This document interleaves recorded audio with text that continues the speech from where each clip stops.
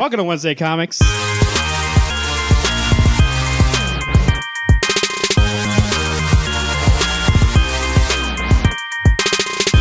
Brought to you by rootsoftheswampthing.com and Siouxpercon 2018 Return of the Con.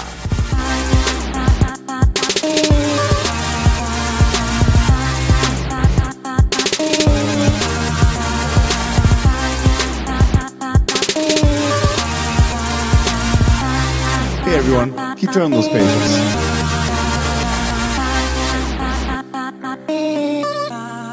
Welcome to Wednesday Comics. To my right, we have Thanos himself. Alex, how you doing, Alex? And to my left, we have King Thanos himself, Garrett. Garrett, how you doing? I'm doing good. And I am Death herself, Marvin. How you doing, everybody? I'm the end of the end. So when it comes to the end, there's only one thing that remains, and that'll be me. More about that later. Hello everyone. You know, something I've noticed, especially around this area and with us interacting with Siouxpercon people, us interacting at Free Comic Book Day and all these local arts and stuff like that, the local comic community is pretty great. And I mean, comic community originally, is great by itself, but around here is pretty great. So we want to find some ways to interact more with the comic community. One thing we were thinking about is having some sort of meetup in the near future. And so we were curious to see what the interest level on that would be. So if you can let us know if you're interested in meeting up. We'll meet up at a public place. We'll have some place with drinks, food. Nothing is going to be like formal. It'll be informal. We'll just meet there and hang out, talk comics. Let us know what you think. WednesdayComics605@gmail.com. Call in 605-215-8249 or go to our Facebook or Twitter and tweet us and see what you're interested in. We're very interested in getting a group together, hanging out, talking comics. So also something I wanted to bring up, some sort of interaction more with the audience, right? Yeah, we want to communicate with you. So we do have a Facebook and Twitter page that's available, but we were thinking, those are very public, and maybe you don't want to be posting things on our page and talking publicly. There's a thing called Discord. It is a chat room app, and you can set up private rooms, and we were thinking about setting up for Wednesday Comics where we just talk comic books. We can invite our listeners to it, and you can join it, and we can talk comic books, new and old, talk about movies, whatever you want to talk about, and have some interaction with the fans. So if you're interested in that, let us know, and we'll set one up. We just want to gather the interest in that and see what people think, and then we'll set it up, and we'll start chatting with you. You can hear Alex Lear hear about his love for the TMNT, right, Alex? You know what? Garrett can tell you all about Superman when Thanos comes out. You get confused, so we'll let you know what's going on. That's right, facts. And everybody can bug me about never finishing Descender. By the way, a month ago I said I'm going to finish Volume 1. Hasn't happened yet. Right? Have you read issue 1? Yeah. Okay. I thought you got up to 1 and 2, haven't you? I've read 2. Okay. And after that, I was stopped reading. What happened? I fell behind, and then every week it was like... I was like, what happened in issue 1 and 2? Oh, I don't know. There's some robot. Actually, There's some kid. It's pretty good. There's some kid who's a robot. He thinks he's a real boy. I remember reading... That's Pinocchio. I remember reading Descender... What was I watching? Issue 1. That was one of my favorite first issues I've read. It was awesome. So I remember reading going, wow, this is way better than I was expecting. I read it a second time, and it was great. It really opens your eyes to how great Dustin Nguyen can paint. Yeah. Yeah. So, let us know what you think, and we'll start a Discord. I mean, that's the main thing. Discord with you. That's the thing about like this, when you're talking about like the sender. Like you can have those kind of conversations there where I think that on Facebook, just everybody's getting notified and it'll be all over people's walls. I think people just get annoyed by it, which is why I don't really want to bug people and like fill that up with a bunch of spam. And on Twitter, it's just hard to read a conversation half the time. So I think Discord, at least, more people are used to like doing a chat room. So that's the reason why. So let us know if you want to do it. I'll probably set up anyways, and I'll invite some people. There'll be guests of the show that have been on there before. I'm sure they want to do it. And it'll be a little way to interact and just, build the comic community, not only in our region, all around the world.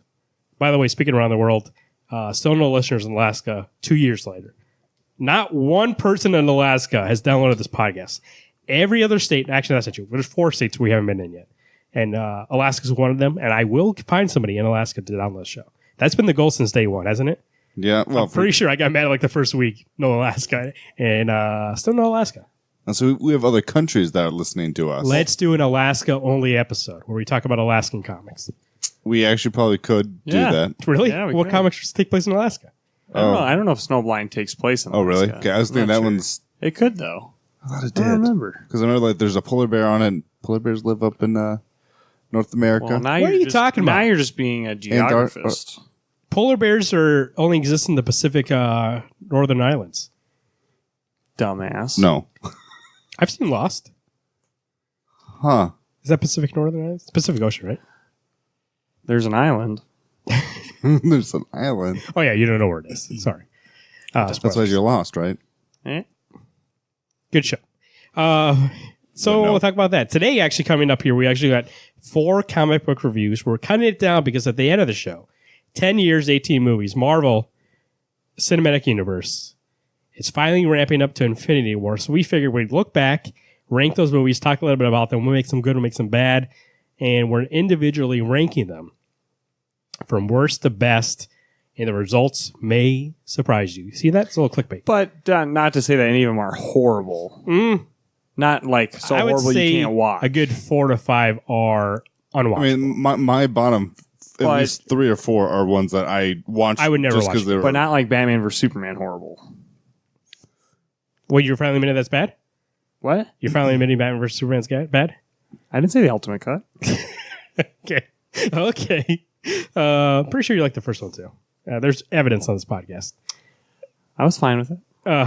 But I do think there's like 4 movies that are really not great.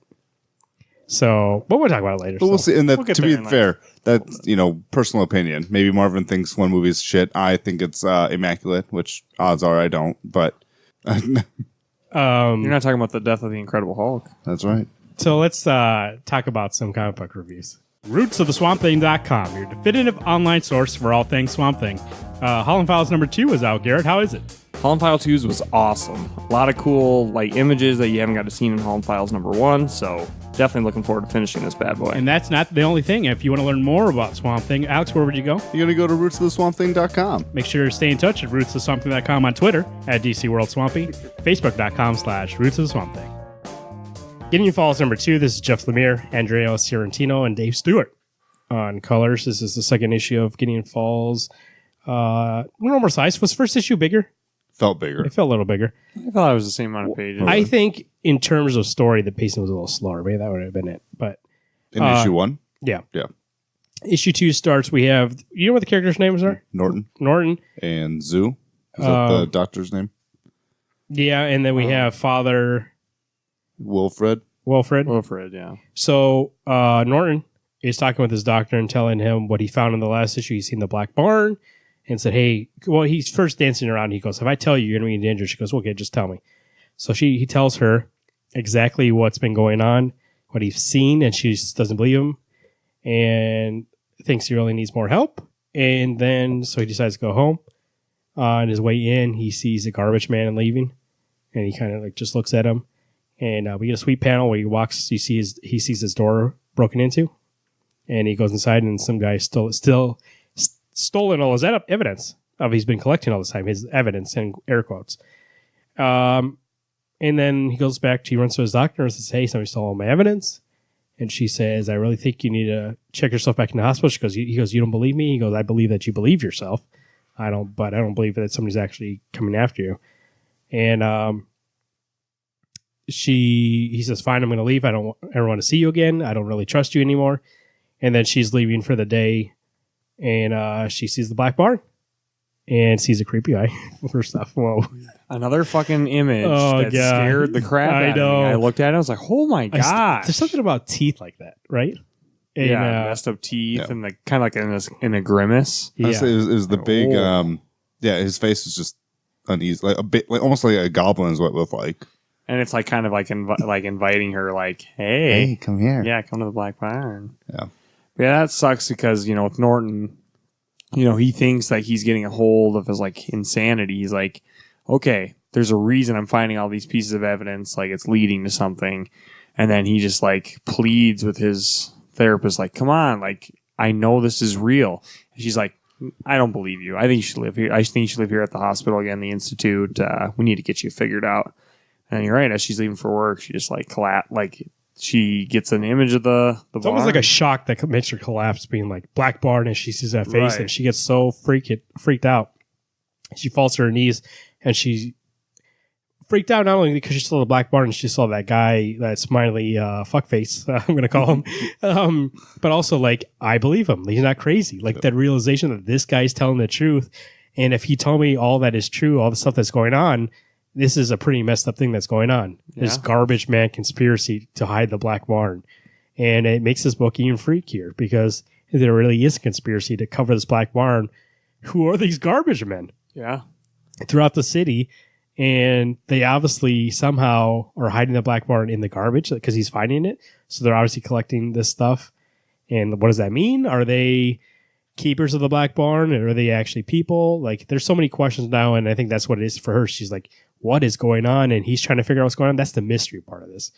I thought, speaking of the mystery, I thought that when Norton barges in on his therapist and there's like that guy sitting there. I thought it was the garbage. Yeah, I thought it was first. the garbage man too. And I was like, oh shit. 'cause Maybe you don't we'll- see his face. Yeah, and maybe it'll come back. We heard his name, Sinclair, right? something like that. I think it was like Sinclair. So maybe it'll come back and he'll find out Sinclair was involved. No, I think isn't Sinclair Norton's first name? Oh yeah, maybe. No, Norton Sinclair. Yeah, you're right. Okay, well, we don't know Whatever. who that is. But maybe he'll come back. Who knows? Joe Schmo. I think this comic is one, like Garrett says, that something could be back. That guy could come back, or there's hints in the background when Sorrentino's art. So we'll see. That happens to me while Father is out there, and he in the last issue we saw the other father that they thought was dead. Father Tom. Father Tom showed up in his room. He chased him out and came upon a dead body of That the image still scares my head. lady who he first met when he got there. Do we know her name? No, it starts with an L. Well, she was like the housekeeper, basically. Not the housekeeper, but she lived there. The caretaker. Yep. And She had a claw. she had the claw. And the new father met her and had a nice conversation. And then she ends up dead that night.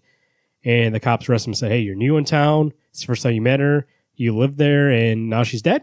And he's like, no. Father Tom's alive. And I chased him out. And he's the one who killed her. And they're like, Father Tom's dead. He died he drowned. And but you go, but we never find a body. He goes, see, you never find a body. He's alive. And the interesting part and the thing that I love the most about this issue is they later find his body and they're like, oh, he only died an hour ago. And they're like, he was right. So that's the thing about this issue. And I think something that made me excited was that, because I think if you get a lot of times the stories, you'll have people who seem crazy and seemingly as an audience will be like, oh, but we know the audience knows it's real, but people think to keep, and that's kind of a part of the force against them is that people don't believe them because it seemed crazy. And then at the end, they're like, oh, if we would have known sooner. But now in both parties, the cops now know he's telling the truth. Yep. And his psychiatrist in the other story now knows he's telling the truth. So we get an interesting thing where more people are brought into conspiracy. And it's not just two crazy people anymore.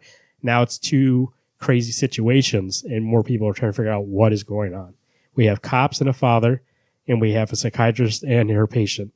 And for me, the dynamics of that story are way more interesting than just two seemingly crazy people trying to figure out something. Yeah. Yeah.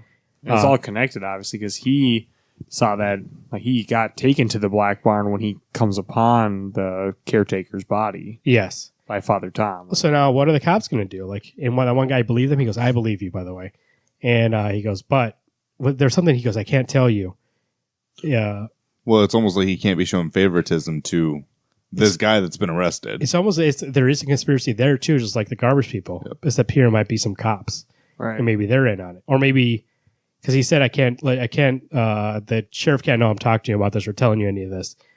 And he couldn't tell him why.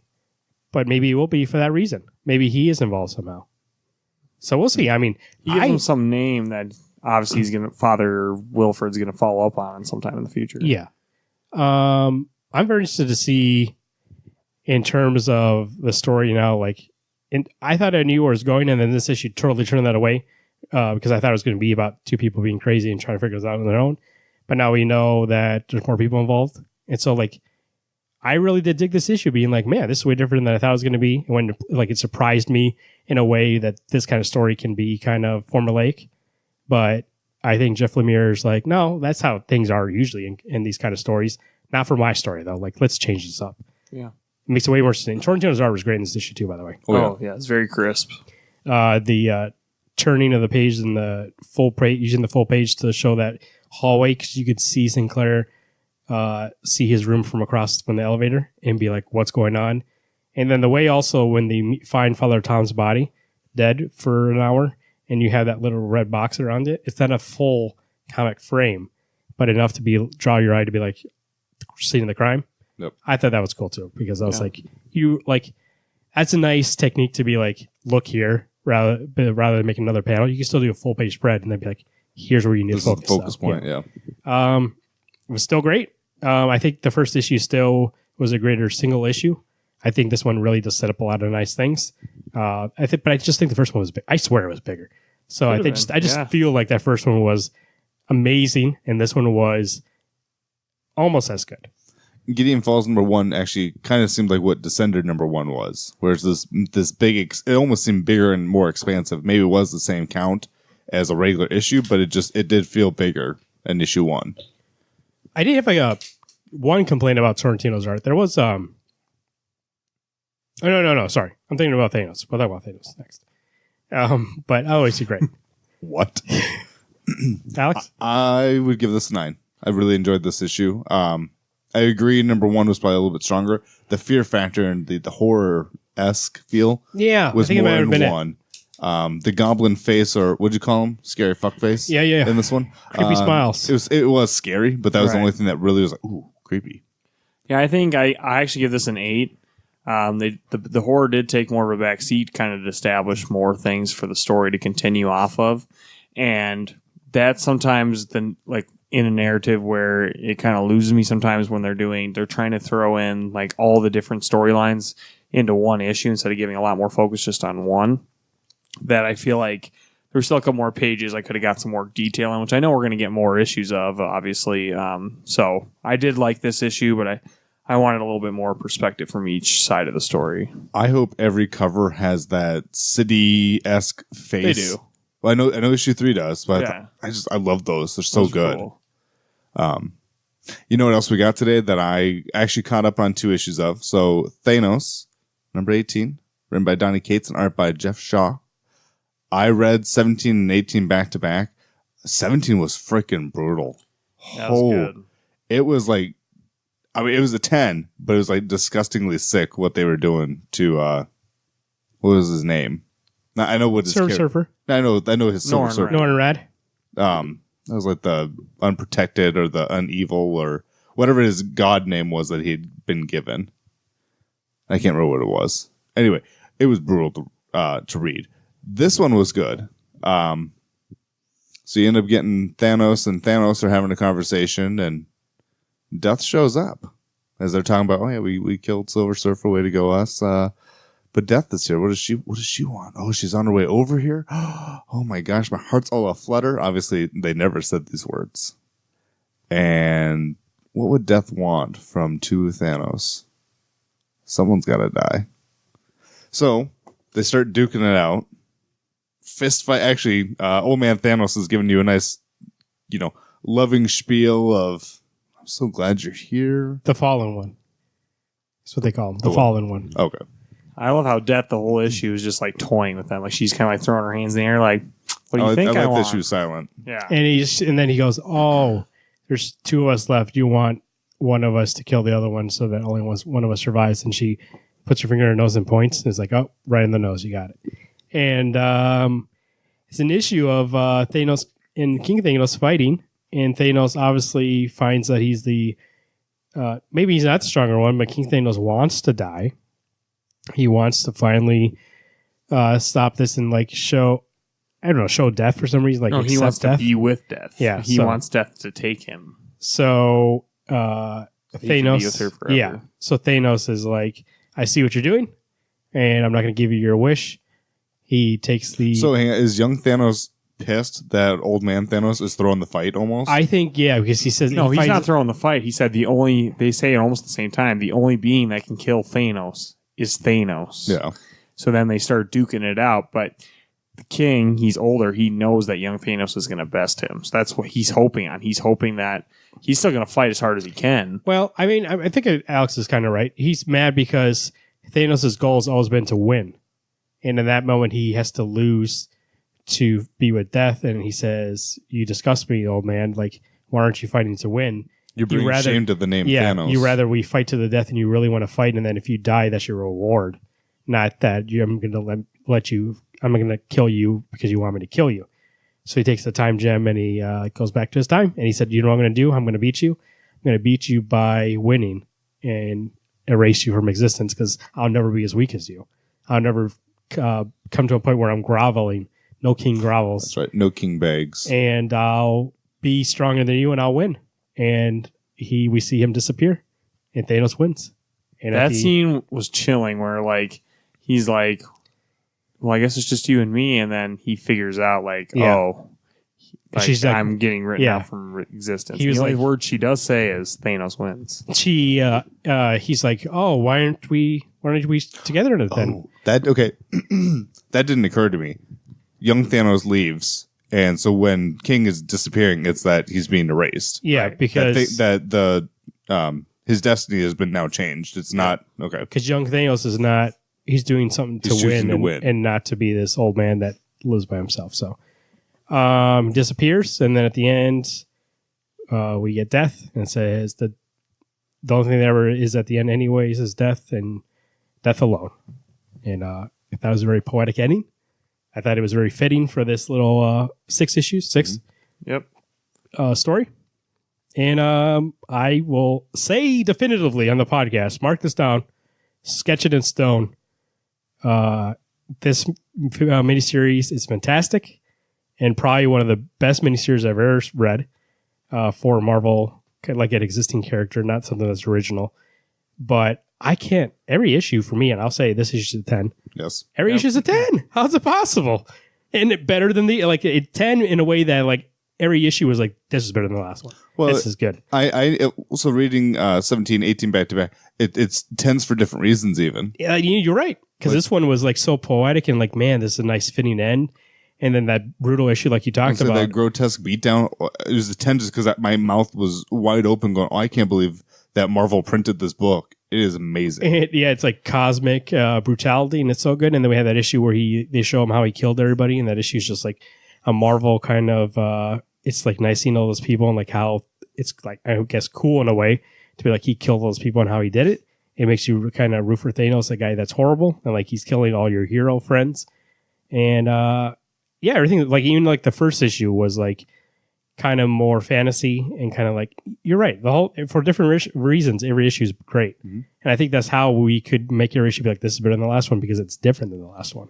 I did like the letters column where Donnie was explaining, like in his letter to the fans, that I posted this to Marvel thinking, no way are they gonna let me do this, and then they ended up saying, okay, we're gonna do it. Let's go. And he's like, oh really? Like you didn't change anything? No, go for it.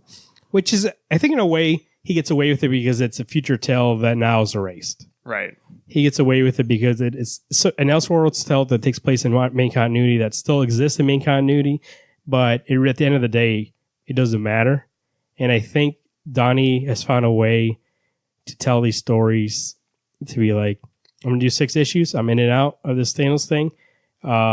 It's not going to really matter at the end of the day, but it'll actually... It won't be like an Elseworlds tale because it'll actually be main continuity. And so you'll care about it that way. And it kind of builds Thanos' character in a way that still exists. But even though all this stuff didn't happen really. Like when he disappears from the timeline, obviously all of that got erased because he never existed. Yeah. So I was great. So I think this is one of those books, and I'm kind of a critic when it comes to how a book would end. One, I remember how this book began was great. The 6-issue run. The middle, spectacular. But this is one of those books that I feel like really nailed the end. Yeah. That I was actually kind of like, how they're really going to have Thanos kill old man Thanos. It's like, I don't know how I feel about that. I was actually really excited how this ended. Now that I actually talking to you guys more about it, going, hey, he just disappeared because Thanos was like, I'm not going to be a wuss like that. Watch me kick ass. So it was just really strong. What was your artist stipulation that you had? Jeff Shaw did an amazing job. The colors are great. Everything's great about this issue. A lot of great fight scenes. A lot of great. That last page is amazing.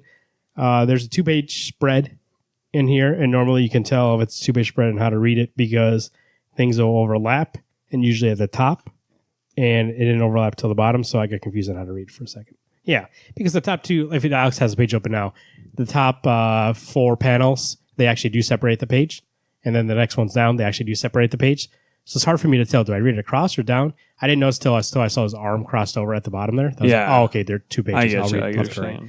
And so for a second, it kind of threw me out of the book. And it's one of those moments when we talk about it sometime in this podcast, when we talked about it when Comic Book Genie was on here with Mikey, that in that moment, I was like, I realized again, obviously I'm reading a comic, but it also breaks that momentum and be like, oh, what's going on here? And realize I'm reading the book rather than just reading the story. And just it broke it for a little bit. But, it wasn't something huge where I'm going to bring down the score at all. So it was a 10. But for me, I was like, it should have had something at the top, like extend the panel a little bit. And I would be like, okay. I'll admit that I had to actually read. I got about halfway through the page and I thought, yeah, okay, I need to figure out which way to read it correctly. So then I just restarted again and it read so nicely. And I was then going, okay, he grabs his face, breaks his whatever, Right. So it read smoothly once I knew how to read it correctly. Yeah, that's the only thing is that for a second, though, you had to think about stop. how do I read this? No. And it kind of breaks your momentum for that issue, which, that's a great scene. So that's the only reason why it kind of bothered me is because I was like, okay, how do we read this? Okay, now I got it. I like that when King Thanos is talking to young Thanos going, we're going to fight. And I really do appreciate you coming out here. Da, da, da. He's, taking off his armor so that it's actually, a man-to-man fight. It's not Thanos having to punch through armor. It's like, at least it's obviously I get he wants to die. Yeah. But it's also one of those things he's also like, if we're going to fight, we're going to fight not like gentlemen, but like titans. Right. Yeah, that was great. And then I'm super excited for the annual that's coming out soon. That's also by Donny Cates, right? Yep, Donny Cates. And then in the future, we're going to get the Cosmic Ghost Rider. Frank Castle. I don't know if it's an ongoing or if it's just I thought it was mini. a 5-issue mini or something. Yeah. Super stoked. They said that this storyline has a lot to do with what comes up here with Thanos next. So I'm not sure what's next for him because I was about to say they did announce that there's no more of Thanos the Right. book. he said to take a look at Infinity Countdown, which I'm not going to, but still. Yeah, if he's writing it, I would. So if Donny Cates is doing it, yeah. But I don't think he is. Which means his next thing focus is going to be Venom. Which Venom and Ryan Stegman. That's a good team. Look good and read well. Like my interest level on Venom is a low score. I don't really like. I think, and this is controversial because I know people are saying Spider-Man's Rogue Gallery is one of the best. I actually don't really like his Rogue Gallery. Like any of his villains I really don't like. Usually the villains that I like from him are from other properties like Kingpin. But so I don't really like Venom that much. And I think it's one of those things. I don't care for Venom because everybody likes Venom. You know what? I liked Rick Remender's Venom when he was Agent Venom because it was different. And so I guess if we can get that and not just like the monster, then I would be okay. But I don't think it's going to be that. The ad says it's Nightmare 1,000 years. Yeah, so that's the only thing. But I think Donny Cates knows how to handle it. That you're saying I get issue 1? Check it out. Yeah, Ryan Stegman art is really great. Stegman art's gonna be great, true. and Donny Cates is spectacular. I wasn't going to check out Thanos, and then I decided to do it. So it's gonna be like when you and I got Hawkeye together for Matt Fraction. Just jump on and give it a try. Yeah, right. Donny Cates has had it. I've done enough for me to check it out. Even his Doctor Strange, I was like, I'm not going to like this, and I did. Yeah. So, 10. 10. This Solid. thing is this is a book. Now we talk about it all the time to give to people and be like, read this, and it's hard for them to get into it. When this thing comes out on trade, hardcover, or collect it. This is something you get for somebody who like this could be your first comic. Like there is continuity stuff, but it's like it makes its own. So you really don't have to know anything but this story, and you can read it all the way through. And I think there's enough action to keep somebody interested that's not really doesn't know that much. And the art's beautiful and easy to follow. And I'm sure people after Infinity War will want to know about Thanos. So I think it's like the perfect thing to be like, here, read this. I think, no pun intended, Thanos wins as the reader, you sort of win. Because every time he accomplishes something or he destroys Iron Man, or even when he's looking through Ghost Rider's penance stare, and he's seeing all these triumphants that to other people are atrocities. Are just, God, that was a Monday morning. I almost feel that winning vibe as well. Going, man, You say he's like Bison? this Titan kicks some ass. Pretty much. Yeah. For you, was it Tuesday? Of course. Or for me, was it Tuesday? Garrett? Next, we have The Dead Hand #1, written by Kyle Higgins with art by Stephen Mooney, colors by Jordi Belair and Cowles. I think he did the inks. I can't find the page, title page. I was on the inside. He did the letters. Yeah, Clayton Cowles did the letter. So we get a Cold War book where our guy, which Carter, is I think. Carter Clayton, I think his name is. Carter Clayton. Or Collins. Nah, I think it's Carter Carlson. Ooh, we're all for Carter Carlson's his name. He's basically like a Super Black Ops. Black Ops for America. They go to Soviet Union like headquarters or like facilities where Scientific lab, I think, is where he ended up. right. And they go in there and they're trying to basically steal all the weapons or like the plans that the Soviet Union is creating for like potential Cold War. This one kind of delves more into Carter's like entire history, like from being a child to like loving comic books and getting motivations from comic books to join the army, and from the army getting involved with this Black Ops group. Ooh, they have freaking sweet costumes where they're basically a giant star and like their mask over their face is a star.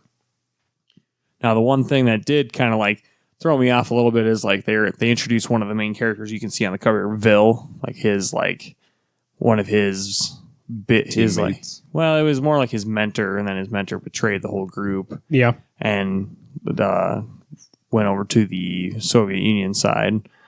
Defected. That's what the word is. Defected. He reminded him of his father. Yep. He said when he defected, he didn't really feel anything because he did feel something about his father, but nothing that like. I think in a way he's telling himself he doesn't feel anything. Right. 'Cause it did say he didn't attach him to the guy for some reason because he looked like his dad. And then he left and he goes, well, I didn't feel anything anyways. And it's kind of like, well, it seems like now you're really dead inside after he left. So maybe he did feel something at the time. So this is all about his past, and then you get a splash page of some of his like most epic like things that he's done in his life, and then you get a flash forward to him being a sheriff in a town called Mountain View. And you It's not really flash forward. It's just more to the present day. well, yeah. If I mean, that was showing all from where you yeah, were. right. What you saw was all flashbacks, and then you see him now. He's a sheriff of Mountain View. You assume it's American town just because it's like. Talk English? A saloon. Yeah, they talk English. Well, I assume they talk English. They haven't said that they're speaking different language. Well, and earlier in the book, they do tell you that he speaks Russian, but that's when it's he's assumed that we look like translated. we're almost in like a Montana mountain town. Right. And so, And we assume it did talk about like he retired. right. Yeah. And then randomly a hitchhiker is going through Mountain View, and he stumbles into the saloon where, God, I can't think of his name again. Carter. All these C's.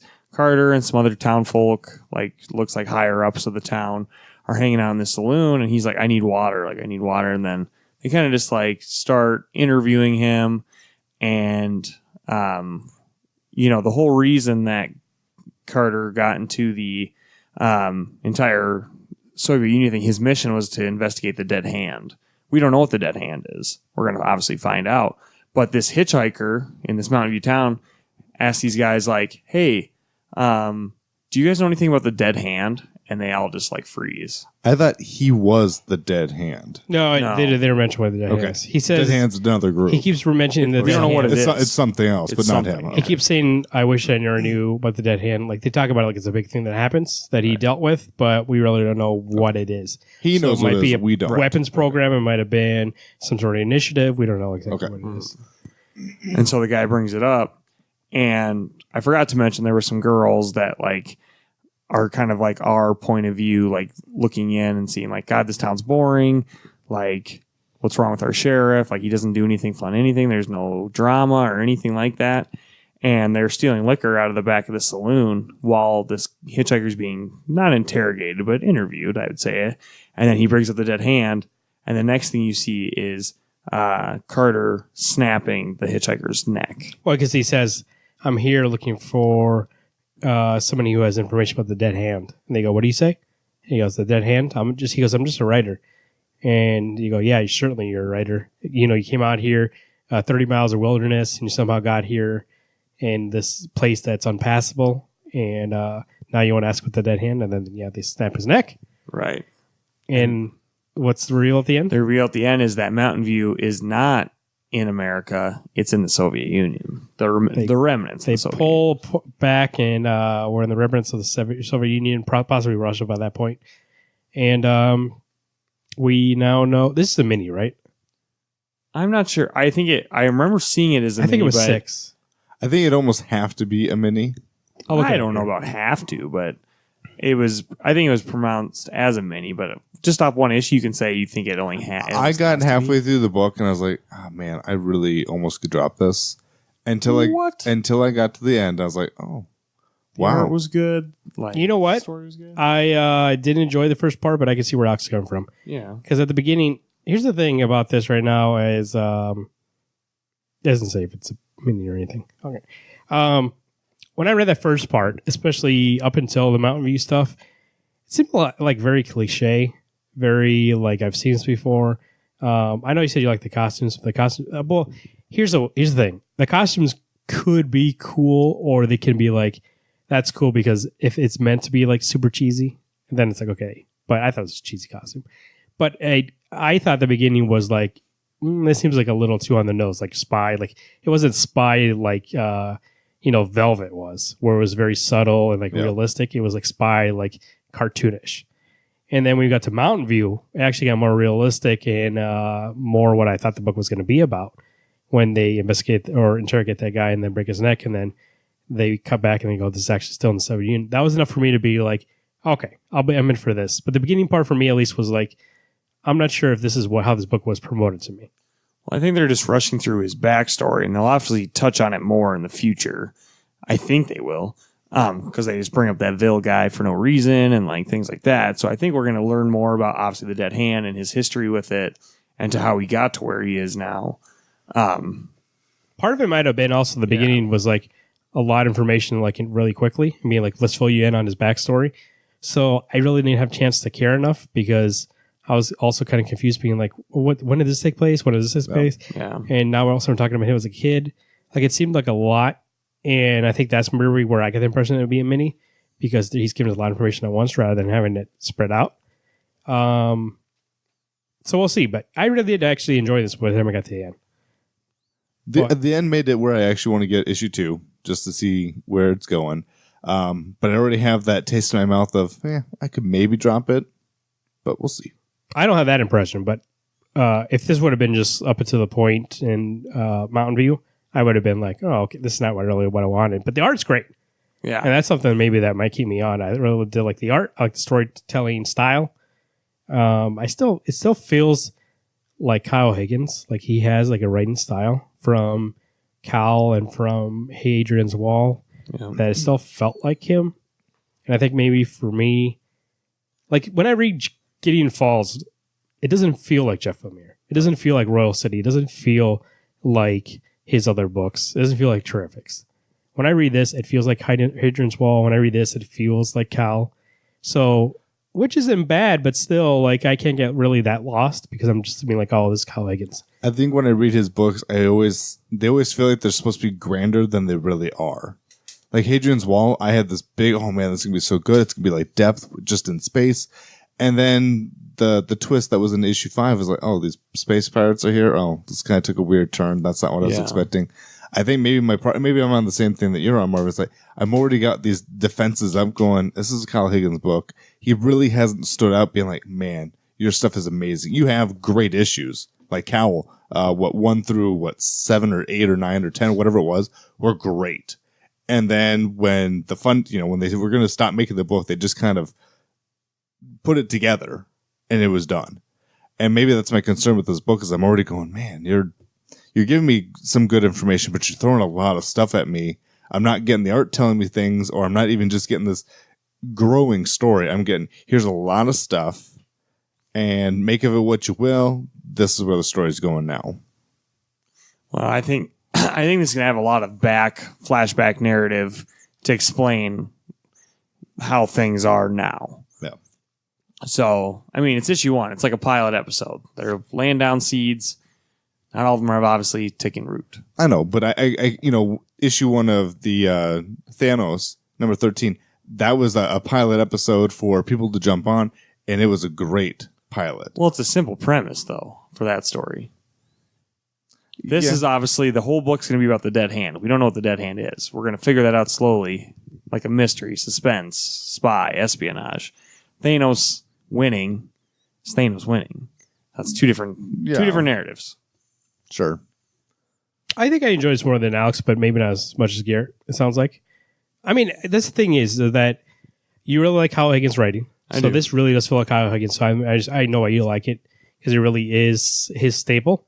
And I don't think his writing is, when I say it feels like him, I'm not saying it's bad. I do like Kyle Higgins too. It doesn't, I can't really get super lost in it, because I'm like that flashback when he's a kid and he's watching Batman on TV and he has Batman comics. I'm like, okay, well, Kyle loves Batman. So that's why those are in there. And that's kind of the thing I'm thinking about. And it just feels like Kyle talking. And so for me, I was like, this is good in a way that Kyle telling me the story is good, rather than Gideon Falls where I feel totally immersed. And so I can get into it.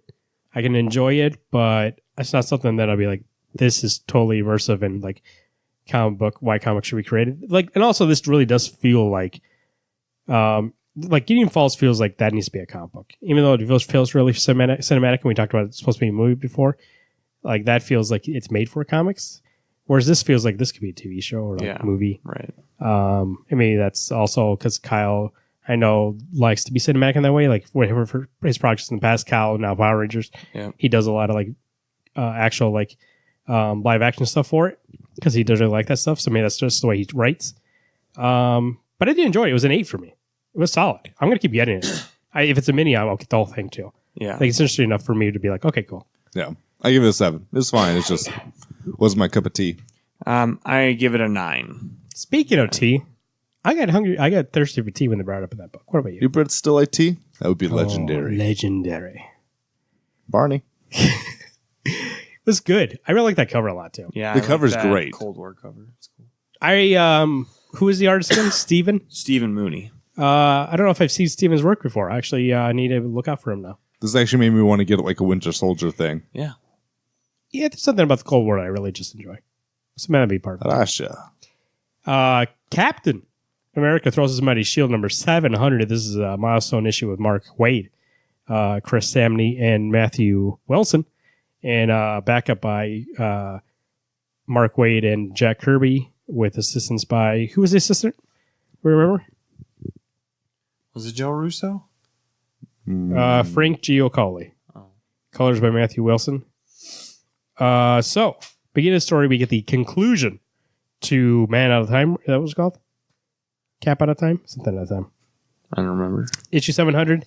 And let me tell you something up front. I'm not going to go through exactly what happened in the book, but I'll just tell you that I was surprised and actually did enjoy it. Same here. It really did jump ahead enough and like go throughout the whole thing, where I thought it was going to be about him becoming king, like the going right off of what the last issue was about, and them like him struggling with becoming king, which it kind of was, but it jumped so much throughout time. Like he stayed there and tried to make it work until a point he was like, this is not going to work. Where I was like, see, that's Captain America. He can't say, no, I'm going to give up. So he'll keep being king to a point where he's like, do we have a better idea? And he's like, yeah, I'm going to send you back in time and you're going to stop them at the beginning. And at first he's like, no, I'm not going to give up on these people. And then he realizes he's like, I'm a military leader. I'm a strategist. I can't tell these people how to farm their land. I can't tell these people how to mine resources. That's not who I am. They actually need a leader. You need to send me. And then the city blows up. New York City, right? Yep. There's an SOS comes from New York City, blows up, and he finally realizes I'm doing more damage trying to lead these people rather than I can go back in the past and do what I do best and take out these guys. Send me back. Bruce Banner, send me back to make up some sort of gun. Very convenient that they came up with the gun, but that's comic books. And he goes back to the past. He thought he would be a week before he actually got frozen, but he actually shows up as he's getting frozen. And Captain America takes them all out. And he can't really stop them from blasting off the missile, so he destroys the missile, and in that he kills himself. Which I was telling Garrett before you got here, Alex, that it's a very Captain America thing to do, to sacrifice your life and not matter because it's going to save a bunch of people. And actually did made me be like, that's a Cap moment that I actually do enjoy. And then his frozen self becomes unfrozen, and that's the Cap who lives. And realizes at that point that he needs to touch base with Sharon and figure out like what is he gonna do, and how he's gonna, become the Captain America that we know and love. Something I just thought of though, recapping that story. So the Captain America who went to the future goes back to the past, dies in the missile. The frozen guy knows nothing of it. Right. He finds the scraps and kind of finds out that somebody stopped the missile, and he doesn't really know who it is. And says, well, somebody saved the day, and he went back and found Cap went and found other people, right, that were part of that organization, stopped them. But how did at the end did Cap send that letter to that girl that he met in the future? If he she's in the know post office. Yeah, but he sends her a letter. No, she's the works at postal post worker. office. Oh, he's sending He just- Sharon a letter, and she looks at that. Yeah, Okay, I thought he sent her a letter. no. I was So confused. he hands the letter to the lady from the future. And he doesn't know it's, oh, I see. Yeah. It's a little sorrow. I was telling Garrett also for a second. I was when he first came back, I was like, fucking 3 Caps now? Yeah. They're going to deal with 3 Caps? And then he dies. So I'm like, okay, 2 Caps. Well, maybe now it evens out that. You think they join together to become the real Cap? Yep. So now we got the real Cap. One false. dies. One dies so the other could live. I'm Hydra interested, Cap's still alive. I'm interested to see. Yeah, he's in prison. I mean, real Cap. He's real Cap. Oh yeah, I was like, real. Yeah, you're right. This is Hydra Cap. This is Ghost Cap. Right. But now, if you saw that Ghost Cap died, so this Cap has to be real. Garrett, I He's showed still your Ghost Cap because he's in the ice and he comes out. I showed your hand and said that you liked the issue already, so that's not a surprise of me saying this right now. Alex, do you like it or do you think it's still disappointing? In all honesty, for me, it was still disappointing. Not that Captain died. That some of these things were really good. The 240 days he was there was great. Watching him struggle doing those things was fine. I actually thought this is one of the weakest arts I've seen. From Really? I was going to say I Samney. thought Chris did a great job. I thought he really. Samney. I thought he pulled cleaned it all up out for from his the 700. last- This is one of those ones I actually thought there's some things that just. Well, didn't- now we know you're an idiot. I'm just kidding. I thought it was great. I don't know what you're going to say, but what did you like about it? No, there's just some of the lines didn't make sense, or the face just it just didn't seem as fluid as like what Black Widow had looked like. I'll agree with that. It's not as dynamic as that. It really is like, I think this future arc would read better as trade, not issue by issue, but no, yeah. I think this issue alone pays off for those kind of two being kind of shitty. So I think my thing is that I still went into it going, it's Captain traveling the United States, just getting back to his roots. Then when I got sucked into cyberspace and, was fighting red hydras and some ugly douchebag, I don't know. I got this book because I like Samney art and it was fine, but it wasn't just as crisp as I'm used to seeing. I thought it was great in the way that they show that Cap does have a place in this. He's not the great leader that everybody expects him to be, but he is good at if he's on his own and being a hero, he's great at being a hero. But he's not good at being a leader in terms of like a leader. He wouldn't be a good president. I mean, we've seen him be president before in the Ultimate Universe. And even in that universe, he mostly was president by being a hero and like stopping stuff himself. But I think we find in this issue, like there's more to being president at the end of the day, because they had a president that was fascist and like that really was more concerned about himself, and like everybody was mutants. He wasn't helping people out, and he actually was killing people. And it also shows you, okay, well, we'll Cap in charge, and he's a hero. And it shows you that doesn't work out either, really. Like you can't have people be president who aren't qualified to be president just because he's a hero or he's a guy who's rich. Yeah. Like you need people who know how things work in this world in terms of resources, or find people who can do that. And Cap was a guy who did everything by himself. He really didn't ask for help from anybody. And so he tried to bring that all on, do it himself, and he couldn't do it. And it even shows you that it doesn't matter if somebody's heart's in the right place. If they're not qualified to be president, then they shouldn't. I mean, he's not a good president. He's not a good leader. Yeah. He's good at what he does, but he's not good at that. Yeah. Like a leader realizes his faults. Sorry, I got a frog in my throat. But yeah, a good leader realizes his faults, and that's what Cap did. He said, any other outcome beyond this point is just folly. I need to go back. There's no other alternative for the most amount of lives to be saved if I don't go back. Yeah. And I mean, that's what he's good about, saving lives. He's not good about, like he said before, mining resources or farming land. He can't tell somebody how to farm better. He can't even find, he wants to do so much himself, he can't even find somebody that can show that guy how to do it better. He can't find anybody to be his Department of Agriculture, Department of Interior. Like, he doesn't even know how to do that. And because he's not a guy who would be qualified for that. He's just trying to do it on his own. And he even says to other people, don't take on more than you can do. And meanwhile, he's taking on more than he can do. So he realizes, like you said, his fault's being like, yeah, I'm preaching something I'm not following. Yeah. And I really do need to go back and solve this from the beginning because it's all messed up now. His concern for a while was like, what if I make an alternate timeline and it doesn't matter? This is still messed up. And I just make everything better for a timeline that doesn't exist. And then New York City blows up and he's like, well, what am I going to do now? I have to at least try. And that's a Cap thing. He goes, I at least have to try to save his people. And what's that quote about hope that he says at the end? I saw it and I got chill. Like, I read it and I got chills. It's in the... Because in the beginning of the book, he says, hope's dead. And the girl's like, that's not a really Cap thing to say. And then he said, well, hope is dead. And then he says something else to finish the quote. And I was like, I can't remember what it was. He says, so he's going to stop the missile. And he says, I don't know how to stop. I never did. Hope is not a plan. Yeah, hope's not a plan. That's right. But you sure as hell can't win it without it. And then that's when he dies. I really did like it. It was enjoyable. What did you think about the backup? Backup was classic Cap. I saw nice that we saw Red Skull. Jack Kirby art. That was cool to see. I was looking at Jack Kirby's art and his panels in there, and I thought, you know what? It really is. For Cap, it really works. I mean, we see a lot of that. I actually saw a lot of that being like, well, a lot of Chris's, and maybe that's kind of the reason, Alex, why it's not as dynamic as Black Widow, because if you look at the Jack Kirby backup, a lot of that is kind of how Chris's panels are, which was like, oh, I think that's what he's doing. He's kind of mimicking Jack Kirby's panels and not trying to do 2-page big spreads because that's not what Jack would have done. Maybe. And maybe that's what he's trying to do. But it's not, I think for me, it's not even the 2-page spreads or anything like that. It's just, I didn't think it looked as crisp as it normally does. Yeah, I get you. So, I really enjoyed it. I thought it was a good 9. Yeah, I give it a 9 as well. 7. 700. That's why. You give it 700 out of 10?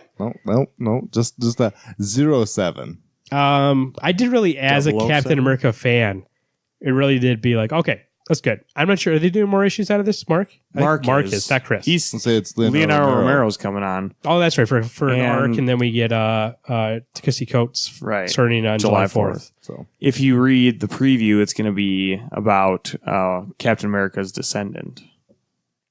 Oh, yeah? That's what it says. We've seen that before in some other issues, so that'd be good to see. Really did enjoy it, though, so if you want to start on Captain America, start on 701. I want to start with 700. It's the end of an arc. They really should have started a new thing at 700, but 701 will be where you can pick up, but this is Captain America number 700, and we have Gideon Falls number 2, Dead Hand number 1, and Thanos number 18. SuperCon 2018, Return of the Con, September 28th, 29th, and 30th. Tickets on sale at supercon.com. Alex, we're going to be there doing a show, aren't we? yeah, we're gonna be there on the 28th doing a live show for everyone. What's it gonna be called? Wednesday Comics After Dark. And not only us are going to be there, a lot of people are going to be there. Phil Hester, right, Garrett? Yes, Phil Hester, the current artist of Batman Beyond. He's done other projects like Shipwreck. He's done some Swamp Thing that you may or may not have seen in some Holland Files that came out recently. Not only Phil, Science Steve, Shay Fontana, Tony Fleece, Travis Nye, Midwest All Pro doing a show the 28th. They'll be doing a show that night. That's the main attraction that night. Jill Thompson, Ryan Cody, John Allen, and more. Tom Wynn.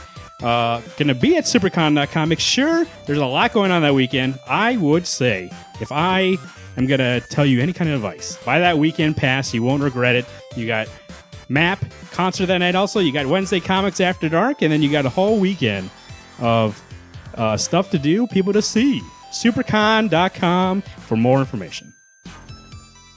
Those are the books for this week. We cut it short this week because, like I said at the beginning of the show, we are going to talk about Marvel's 18 movies, 10 years. They all been coming out. We watched them all in this room. We all saw them in the theater all together, right? Every single one? Most of them. Iron Man, I no. would say, yeah, we Incredible met Hulk. up. Which one? When did we meet up? No, I think Avengers was our first one we all watched. Avengers. Oh, maybe Captain America. I was thinking Thor. Thor? I remember going. I thought we went to Thor. It's with you possible, guys. Thor. It could be. So we missed a couple, and then we started going to all of them. We've No, it seen all of wasn't them. Thor because we weren't friends with Thor. We met in 2011, Avengers. Yeah, it was Avengers. It's the first one. No way. Yes, swear to God. It could have been Cap because Cap It might have was been Cap. that fall. Who cares? We've seen most of them together, and we've seen them at home multiple times. Alex just went through and watched them all again to refresh his memory. I don't like doing that, like keeping it right here in the head. I went back and watched some of these, not all of them. Garrett's seen, we saw Avengers together recently. If you go back and listen to our commentary, we talk about that back then. It really did influence this list. I'll tell you that right now. It would have been higher on this list if I didn't watch it again. And I watched it again. Ooh, buddy. We'll talk about it here in a second. So let's go around. We're going to, we can't do an 18 full in-depth talk about these movies because they will be here for 15 hours. But we're really going to go around and just say a few things about the movie, why it's on there on your list, and then let you know, what's 18, what's 19. We're going to go through the whole thing. So we'll start with you, Alex. You're more fresh in your mind. Number 18 for you. What's So number my 18? number 18 is Thor, number 1. Thor, number 1. Yeah. I'd watched all the movies prior to it and goes, you know what? I like this movie. Got to Thor, and my wife even fell asleep during it. And she'd been really good about staying up watching all these movies. And I was like, this maybe part of it is that it's so short, or there's a lot of, I don't know what it was about this movie. There's things that were really good, but just it didn't keep my interest even watching it as much. So I was just like, you know what? You're the weakest link. Goodbye. I think I want to kill myself because you just said that. And it's You feel cheesy. that inside? Garrett, number 18. Mine's the Incredible Hulk. Is that yours too? No, it's not. Okay. I like how you had a piece of paper. I really do like that movie. It's just, you can just tell it's not meant for that. It is meant for that universe, but it barely. I don't think it was filmed to be a part of that universe. It was just kind of like swung in. The storyline, it's another retelling of the Hulk's origin. We get the origin of kind of Abomination, and Betty, his relationship with Betty. And I thought the story was really well done, but I think seeing all the other Marvel movies, and especially with the recasting with Mark Ruffalo and things like that, it kind of just it doesn't ruin it, but it just puts it really low on my list because I just kind of don't associate it with the rest of the universe. It's still a great movie. I think all these are great movies, but it's just not the top of my list. They're ones that I can watch. I can say that flat out. I'll watch every single one again. Oh, I would agree. I would watch. I would watch all these movies again. Right. But there are some movies that like Thor. I don't think Thor's a great movie. I was like, oh, it's fine. Mm-hmm. I would watch if I was going to watch for Infinity War Quadruple Z. And my favorite part about Incredible Hulk is when he takes the tank tops and starts The beating cop car it. Yeah. beats him into the ground. Right. Cool. I would say that my first Number 18. 18, 17, 16, I have no interest in ever watching again. Number 18 for me is Iron Man 2. I'm not a fan of Iron Man in general, and that movie is a convoluted mess with them trying to put everything into it. It So should have just been called Easter Egg. The movie. it is not even, it doesn't flow. The villain's horrible. I don't find anything redeeming in that movie for me to be like, oh, that's good. Nothing in that. Is Coolest good. part is when he puts on the suit from the racetrack. suitcase. Yeah. I was like the only good. Well, I'll get to that movie eventually. But one good thing about that movie is that's your first invitation to Black Widow, where she actually fights 7 guys in a hallway. Cool. What? 2-second scene? No, 30 seconds. Yeah, well, we get 30. Oh, Don Cheadle's good in that movie. I like Cheadle. She was fine. Alex, 17. My number 17 is actually The Incredible Hulk. And the big reason for it is that I don't care for Edward Norton as Banner. Banner? Yeah. The Hulk is fine. I always like that final fight scene. Yes, him using the cop car to bash Abomination is great. But I like the Hulk smash. I do like that part. Although when he would clap his hands, all that would do is shove all that fire into the helicopter, and he just killed everybody. No, he got rid of all the air. We sucked out the air by clapping. I do like the science nature of the Incredible Hulk, though. There's a lot of cool science, and that's kind of what Bruce Banner's all about. Instead of just being like, me angry, me turn Hulk. Yeah. And I like the build up with Abomination where he slowly progresses into becoming this monster. Yeah. So, I mean, it's like, again, a good movie, but good 17. Yeah. Is that your, it's, No, it's not. it's a good 17. 17 though. I'm just saying you're saying it's good. It's not your 17. I'm not saying 8. See, I think in Marvin's list, 18 is like the worst fucking piece of shit. For me, it's just like, this is not the best It's one the of weakest, them but all. for me, it's the weakest movie that I've seen. Well, we are ranking them from best to worst. Yeah. I don't think best. Well, I don't think any of Your them are worst, though, horrible. for you, you're saying your worst is still The worst good. of the 18, yeah. Well, you just enjoy shit more than I do. I give more shit a chance. Okay. What's your 17? Thor: The Dark World. That's my Thor movie Oof. that I That's get. my 17 too. I get really? so Yeah. bored during it. It's so It's just boring. not good. And like, so Thor shows up randomly just because he like, well, I'm just gonna go check it on Jane. It's like, why is he fucking doing this the whole time? Bad villain again. Bad villain. They don't even get Malekith right. Yeah, that Like Malekith is so Malekith's great. like, I want to be this warlord. Like Malekith's like the Joker of the Marvel universe. Yeah, and they get some. I mean, the actor's a good actor, Right. but they give him nothing to do. Yeah. He does nothing in that movie. Loki's more of a great villain in that movie because at the end, he's the guy who actually does something that carries on to other movies. Like he actually takes over Asgard. And spoilers, by the way. Yeah. But Malekith doesn't do anything. I think Natalie Portman's acting is also quite horrible in that movie. The more I think about it, I'm just like, gosh, it's cringeworthy. I can't even watch it. But the thing that happened with that movie is there was a director, wasn't it? What's her face that did Wonder Woman? Patty Jenkins. Well, she was on it, but she never directed any of it. Okay, She was still, just on there it was a when change they're in developing. creative hands. It was in Patty Jenkins, and then Alan, God, I forget his last name, came on, and he's done a lot of work for Game of Thrones. Yeah, And halfway through, he got also replaced by somebody else. So that movie is directed by two people. I don't know who they are, but I do know that like it is kind of a Justice League situation where somebody came in to finish it. that ending of the movie so boring. I don't even care. Like the city thing. Who gives a shit? So stupid. Like it just seems pointless. Like that could have been one of those prelude comics for Marvel, and I would have been like, I don't. I like that that movie. I mean, I don't like that movie so much that at the time I was watching Agents of S.H.I.E.L.D. and they had a tie-in episode, and I was like, for what? Yeah. Don't even try. Like, I don't need to see more of this movie. So that was my 17 too. My number 16 then, Iron Man number 2. I actually kind of enjoyed that movie. It's a lot of Easter eggs, and there's some good humor in there. I think there's a lot of funny moments. And in there. say this it used to be my least favorite movie, and then I watched it again. I was like, you know what? I was too hard on this movie. I actually did enjoy it. I liked the Scarlett Johansson being Black Widow and her kicking John Favreau's ass. That was great. There's just this building of Tony and Justin Hammer being a complete douche nozzle. Yeah, gosh. They got that perfect. He was that is who plays that actor? Sam Rockwell. Flawless Sam Rockwell. Yeah. Like that's what I imagined. That was great Rockwell acting. would be like. So that's my 16 is Iron Man 2. There's had parts I liked, not the best, no, but still pretty good. My 16 is Thor number 1. Again, I don't think it's a horrible movie. I really enjoy Thor. The only part about Thor I don't like is the first half hour. I think just throw it out. The part where he goes to try and get his hammer and realizes he can't lift it. From that point on till the end, I really enjoy that movie. Anything before that, I wish I could just skip it. Like as far as like, CGI is involved, like looks great. I don't think it's dated. Thor is very arrogant, but yes, I guess you think about the timeline, that's the worst part of that movie too. It's like all this happens in like 3 days. Yeah. But by the end, I thought the end fight, like with Loki and Odin being involved, like I thought that was a really good fight. I will on the agree. Rainbow Bridge. I'll agree that the fight of him fighting all those soldiers at the hammer site is really great.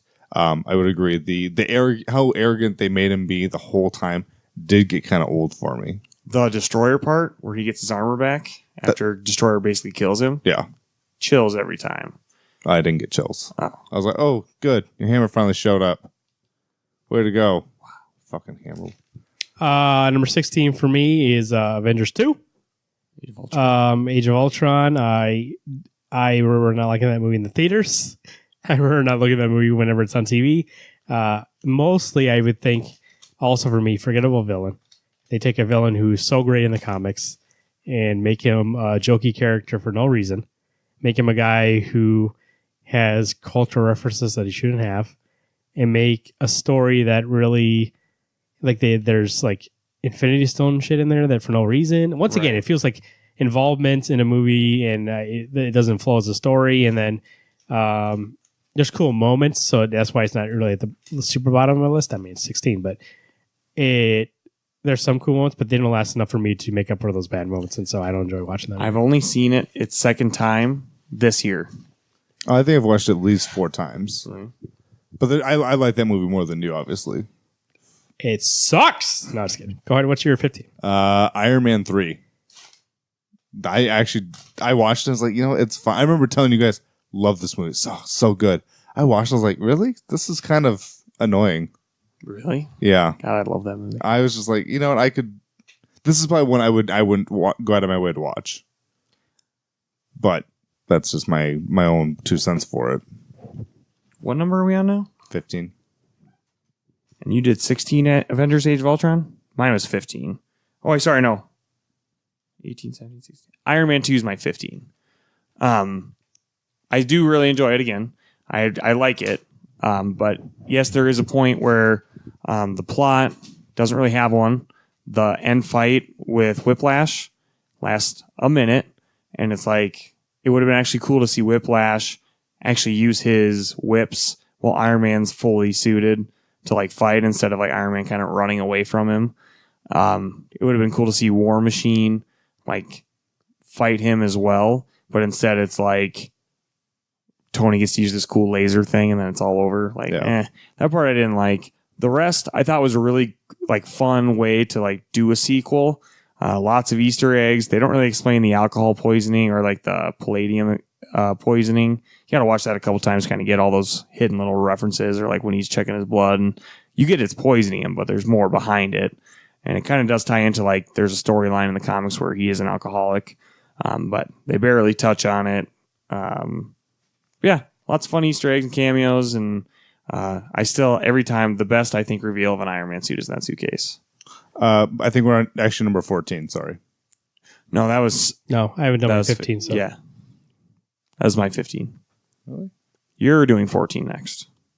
He goes, his 15, now you're... Did I already talk about Dark World? Did I like Dark World? No. Oh, sorry. My 15 is Dark World. Thor, Dark World.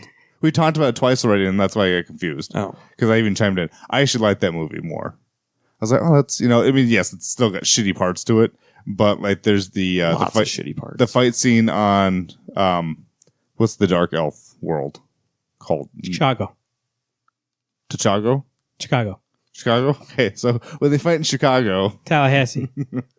I like when Loki cuts off his hand and doing all that fake shit that we're so used to seeing that usually stabs Thor in the face.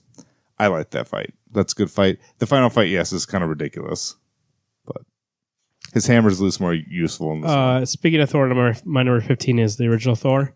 It's not high on my list. It's not super low on my list, but I mean, it's in the bottom 4. But it's a movie where I find it enough enjoyable I can watch it, but it's never one that if I wanted to be like, oh yeah, throw that on Thor. But if it was on TV, I would watch it. But I mean, I think there's the comedy in it enough of the man fish out of water kind of thing is funny. There's some cool moments, like you said, to him trying to lift the hammer. We get our first introduction to Hawkeye. We get some cool kind of Asgardian things, and directing wise, I do like Kenneth Branagh's choice of camera angles. A lot of Dutch angles in that movie. It's like overall, it's like okay. It's kind of what it reminds me of. Before Marvel really got the groove of what they were doing, we had a lot of comic movies that were like always like C's, low B's. Like they were like solid, but they were never great movies. And that's what that is. It's like fun, but there's not enough substance there for me to be like, oh, that's a great movie. So like I would, if it was on TV, I'd be like, oh yeah, let me watch it. But Thor's not really like that anymore. Right. And so like where we are today, it's kind of just like a reminder to be like, oh yeah, he was like that before. Remember that opening where basically it's like Hydra takes that tank into that old place? Yeah. What does that mean anymore? Yeah. The hell with no association besides, oh, look at this cool stone engraved tree on the wall. Like, all right. Alex, what's your 14? My 14 is Iron Man 3. Okay. Yeah. Sorry. Garrett, 14? My 14 is Avengers Age of Ultron. I mean, I agree because, I don't think it's memorable enough to see it again. Like the Hulkbuster thing, like when I was watching it on TV, it was cool to see some of those cool moments, like the Hulkbuster versus the Hulk for the first time. But there's just so many points to that movie that I'm like, question mark. Like there was all this controversy about Quicksilver being cast in that movie, and then they just kill him off. Like, I don't know. It's just small things like that. I also don't like their characterization of Scarlet Witch because she really should be like the most powerful out of all of them. Yeah. And she really should be somebody who's confident. And I know she's very young in these movies, so maybe she's not like that way, but they really do make her a damsel in distress more than they need to. And it kind of bothers me. Yeah, The best part of that movie is Vision. The creation of Vision, I thought was cool. I think they did a great job with that, but it was just in such a rushed manner. And I think honest trailer for Avengers Age of Ultron does it best. They're like Age of Ultron, more like a couple of days of Week Ultron. of Ultron. Yeah, week of Ultron. 14, Incredible Hulk is mine, Edward Norton. And what? That's way higher than I would expect for you. First off, Edward Norton is a national treasure, and you shut your mouth. Hulk, strongest there is. I believe that I like Edward Norton's Bruce Banner, unlike you. I think he actually That means feels you're an idiot. he There, I actually said feels you like know. he actually feels more like a scientist to me than Mark Ruffalo. Mark Ruffalo looks too nice. Edward Norton, I always felt Bruce Banner was a character. He's like a scientist and kind of a dick. He's always been arrogant and a dick. That's the reason why he's like the Hulk. And like, I mean, he did go try to save somebody. But I mean, those movies, right? He tries to experiment with himself, and that's the story of the movies. So it made more sense he would be like that. Like Mark Ruffalo for me is great. I do like him. He's funny. The way that Hulk is now, that makes sense. But I saw what Edward Norton was trying to do. He's trying to make more like a Dr. Jekyll, Mr. Hyde kind of Hulk than more inner turmoil of being like, man, I'm a monster too. And with Mark Ruffalo, we're at a point now where he has control, so we don't need that anymore. So that works now. But like what they were going to do with him, I think Edward Norton's great in that movie as a guy who doesn't want to be the Hulk. And I get the more of the sense that Edward Norton as Bruce Banner doesn't want to be the Hulk. I had to give props for the first time Hulk talks. I still love it when Hulk says smash. Yes, I think honestly I like that more than when the first time you hear Mark Ruffalo's Hulk talk in Avengers 1. And I will agree with what Alex said. I really do like the villain's journey in that movie. You see the whole thing. You see his motivations. You see what he wants to do. And actually more than the original Iron Man, like that was like the first villain where I'm like, oh, this is actually a villain. And I see some people complain about it because he's just a different version of the Hulk. Abomination's been around forever, so it's not like they made up somebody who was like, oh, it's gonna be another version. But that's the whole point. Who else would go up against the Hulk? But, who would stand a chance? I mean, and that's the point. Is this guy who saw the Hulk and was like, make me him. Like I want to. Why did you give this to him? He obviously can't use it in a way you like. You need somebody for the military that needs it, so they can't. And then once again, it's playing with science. And that's what Bruce tried to do, and he'd play with science, and it messes up. And then what are the dangers of that? So I think I do like that movie. And I do think, and the reason why Edward Norton got kicked off is because he really wanted to change more things about it. And I saw they probably wanted, these Marvel movies to be more light, and he really did want to go into like deep dark elements of like what makes the Hulk a monster and like why he, doesn't want to be the Hulk. But so in those ways, I got to give it a little props. You say things like that, it's like, yeah, I mean, still, I would watch that movie. I really do enjoy that movie. It's on a lot, actually, and I do watch it every time. There's nothing else good to put on. So my number 13, Avengers Age of Ultron. That Hulkbuster actually really is one of those saving graces for me. A big thing for me with Captain America in this movie, he never wears his freaking helmet, other than that first fight scene going up against Hydra. I kind of like Captain without a helmet. First off, you shut your mouth. That man needs a helmet. And he needs freaking flapping wings. Second off, he didn't have a That helmet. he's never had. He didn't have a helmet on because they couldn't figure out what kind of helmet he should wear. Is it really? I don't know. That first Honestly, movie, after the first, in that first Avengers, it's horrible. Yeah, I hate so that. they probably were like, "Hey, let's figure rip that off. Yeah. I agree with Ultron being a lesser version than he should be, but it also makes sense that he would have all these horrible puns, or that he'd have all these things. He was made by Tony Stark. He wasn't made by Hank Pym in this movie. That he's kind of connecting to what Iron Man would have made him to I be. understand, but I don't like it. Well, I can I'm telling understand, you but I don't that like it. this is why I like this movie, not why you like this movie. I honestly watched it with my wife and I enjoyed it.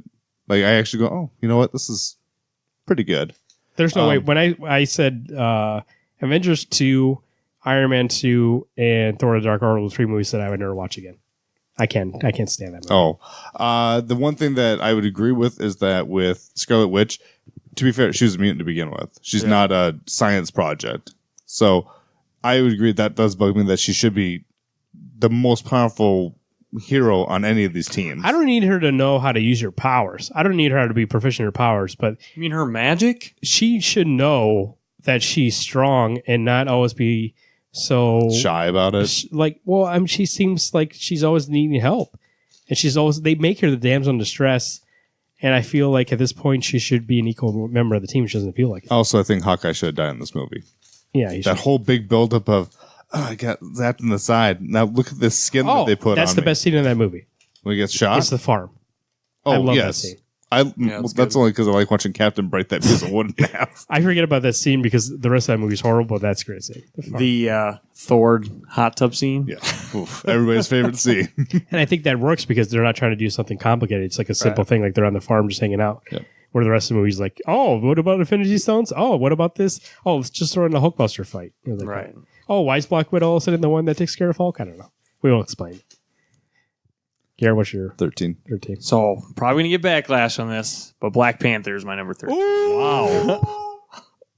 Wow. It's number 13. I thought it would be in the top 10, but compared to the other movies, I couldn't do it. I think for me, I think Marvin Every and I are time gonna I have think- like the high list together, teaming up. every time I think of that movie, I think of that, and I don't care. Cinemark, ruined it for me. That big, giant, freaking flare on the You screen. can't hold that against the movie. No, but that's what I think of when I see that movie, and it did take go me see out it of again. it. Yeah, I might movie have to pass? see it again, because then I think of the other parts of it, and I really do enjoy that movie. I really like it, but compared to the rest of the list, it's not high enough on my list. Again, if you remember our review show, I thought everyone's performances was great, except Chadwick Boseman's. I thought his performance was flat. No, get out of town, son. It's my opinion. I know it's your opinion, but get out of town. I thought he was flat, and like his motivations in the movie as they were portrayed, crap.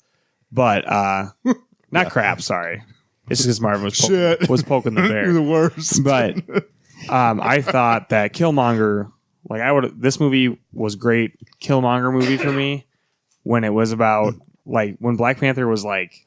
That's just because you're a violent man. No, just listen. To be fair, spoilers. Killmonger is the I'm gonna throw best. spoilers out there. When Black Panther's assumed dead, I thought it was the most entertaining part of the movie. Not him dying, but when he was not there. I thought it was the most entertaining part of the movie. So you like bad guys? No, Holy shit. No, you like bad guys. You heard it here first, everyone. but I just thought, I thought the sister, Shuri? the sister Shuri was great, Yeah. and I liked Martin Freeman in there. I loved, what's his name? I can't think of Andy Serkis? the mentor guy. Oh, Whitaker? Yeah, Forrest Whitaker. I thought his role was one of the best too, and so I didn't think his was one of the best, but okay. Yeah, so did I. I thought he did a great I think job. it's just Forrest Whitaker. So I really like the supporting cast more than I like the main character. First off, like I said, get out of town. So leave now before that I think the only thing No, that I will agree. I'm sticking to my that guns on this. Chadwick Boseman, his character portrayal in this one was different than Civil War. And that also took me out of it. It's like you're playing different Black Panthers and whatever. It's hard for me to believe what happened in Civil War. Like you were so hard in that, and then to like where you're at here. This is literally like a couple months later. But to me, this is, for Black Panthers, now he's forgiven Right. Winter Soldier for doing this. He's not holding it against him. It's not him who killed him. right. And he's in his homeland. He's with his family. You're different with your family than you are with us. Right. So, and also, if I killed your family and I'm Winter Soldier and you want to beat the shit out of me, you're going to be more aggressive that first time I meet you than Hey, now we're buddies and I only have one arm. Yeah. Let's not even talk about the backlash. I'm about to get you 50 lashes here. So number 13, Marvel. Wow. 13 for me is Avengers, the first movie. We will rewatch it recently with the commentary. And if you listen to that commentary with that movie, you can hear me over and over saying, being like, when does this fucking movie start? Literally is. Your thing was there was so many scenes with just two people It's talking. literally, it's, I believe, 80 minutes of two people conversing, and which is fine. But it's a lot of exposition instead of being like, oh, you remember who I am? Oh, yeah, I know who you are. Okay, this happened in other movies. And for 80 minutes, and I remember being, you could listen to commentary. I don't know if it's exactly 80 minutes, but we literally go, oh, okay, this movie actually is getting into something now. I look at the clock and I was like, oh, it's been like 73 minutes, 80 minutes, whatever it was. And then from that point, it's good. But it's a lot of setup, man. And I understand it was like, what, the fifth movie? Sixth movie. And so you really don't know if anybody's watched any movies prior to that, so you really have to set up for a lot. But I don't remember how much exposition, and I hate exposition through just being like, hey, Captain America, and like, no, he's not gonna I might say, hey, Steve, but I'm not talking to you, bitch. I'll just talk to you. I'm not gonna say, hey, Alex. I'll only do that to get your attention. And there's a lot of that in the movie. And there's a lot of being like, we'll have to remember all this stuff, and they talk about the I might get a paper cut. hammer, like they reference the other movies in a way that's like, hey, you've never seen this before, which I understand, but also doesn't make it for an entertaining movie. Also, there's a lot of very bad dialogue. Also, I would disagree. This is something I'll have to give Marvel some lashes for. But the action scenes at the end are great, and I would watch it for that. I mean, That third act's great. 13's good. I mean, 13's not bad, but it's really not really one of my favorite movies. And I think we're seeing a theme here for me. Avengers 2 I really didn't like. Avengers 1 I really like. Me, I don't like these team-up movies. We'll see about Infinity War. Worst movie I've ever seen. I might not like it. We'll see. Alex, number 12? My number 12 is Iron Man, number 1. I forgot how good that movie really is. So good. Like 12? Mine's 12 too. I watched, so obviously I've been watching them in order. I have 3 left to watch. But I watched and I was like, man, this movie really is strong. Don't you just like feel the adrenaline? Like there was just so much energy put into that movie, and by the time you get to the Nick Fury cameo at the end, it's like this is the foundation for the rest of the universe. I really enjoyed Ironmonger as a bad guy. Obadiah Stane, so like for me personally, a strong character. Can you remember? Like that's what I think. I think like everyone thinks of these huge villains, the Marvel Cinematic Universe. Like he gets so forgotten just because he was the first villain, and he killed it. He did awesome. He was pretty much going to win until Pepper overcharged the reactor and fried his suit. I love that. I love that final fight scene is so good. Just everything about it. There's funny beats in it where Tony's learning how to use his boots, flies into the wall, crashes on the car, or when he stops using the flames to fly, then just drops through the concrete below onto the car, gets Dummy to douse him with gas. This movie is good, and I would love to watch this movie again. Yeah, it's really enjoyable, and I think actually is one of the movies that proves that Jon Favreau is a good director. There's a lot of great action scenes, but also like Alex was saying, a lot of the one-on-one dialogue scenes. So it's very funny. It's the first time Robert De Niro in that role, and we see how great he is as Tony Stark. No gang signs. It's still funny. It's a little outdated now with MySpace and stuff like that. The T-phone. Don't put this on the spot. Yeah. So, but it still is classic in a way where you see Iron Man fly and it looks great. Those scenes are great. Those fighting scenes are great. And I think if there was any movie that was going to put shot in the arm to get this thing rolling, it was going to be that movie. And that, like you said, it's like a roller coaster. It's like adrenaline rush. By the time you get to the end, you're like, yeah, I'm in for this whole thing because you see you see Nick Fury and be like, yeah, I'm in too. I think the biggest thing that actually got my adrenaline going, it wasn't even the first time that he puts on his big clunky Iron Man suit. It's when he paints it the hot rod red, and he goes to the Middle East and he fights those people destroying that city. And I was like, man, that's the scene I'm talking about. Actually, man, that's a great scene. Oh, I got fired up watching him, and I was like, kill these guys. And then when he gets shot down by the tank, and the tank shoots this giant missile at him again, and he just moves. There's a lot of scenes in that movie that I can already see in my head, and like they're very memorable and they're very iconic. Like him walking away from the tank and then it blows up because he shot those missiles, and so like that's a great way to start. And it was like it really did surprise me because at that point in time, that was a time when we were used for superhero movies to be like, oh yeah, it's going to be okay, but like it really weren't something that was like, this is a really great movie. Shout out to Terrence Howard. I will admit I liked Don Cheadle better as War Machine, but for that first movie, it was actually pretty decent. I like Terrence Howard. It's too bad that he is kind of arrogant in real life, so it's like he got screwed or whatever. Alex, Garrett, what's your number 12? Number 12 is Spider-Man: Homecoming. Get out fucking that. What? Stop! I degrading my can't wait. list. I can't wait till we get to like 4 through 1 for you and I just to see what's on our list. Go ahead. Yeah. So what if you guys are like, you guys shared a beanbag chair? And I hate Peter Parker. Go ahead. I don't hate Peter Parker. So Homecoming. No, I do. Oh, you do hate Peter Parker. Oh, I really liked it. I thought, again, I don't hate any of these movies. They're just not. I heard okay, Thor: The Dark Anything World. pre-10 you hate. What? Anything Before 11 the through 10? 18. No, I don't. Not true. He's just not saying because he almost want to deal with the backlash. No. Spider-Man: Homecoming, I rewatched it when I was in Vegas, and I stayed up till like 3 a.m. watching it. I think it's a really good movie. I thought Michael Keaton as Vulture, awesome. I do like Tom Holland as Peter Parker. I do like the entire cast. Besides them, like I get that it's a Marvel Sony juncture, and so them trying to avoid things so that it's so different from all the other Spider-Man movies instead of it being about Spider-Man the character. That's what alienates me from this being higher up on my movie list.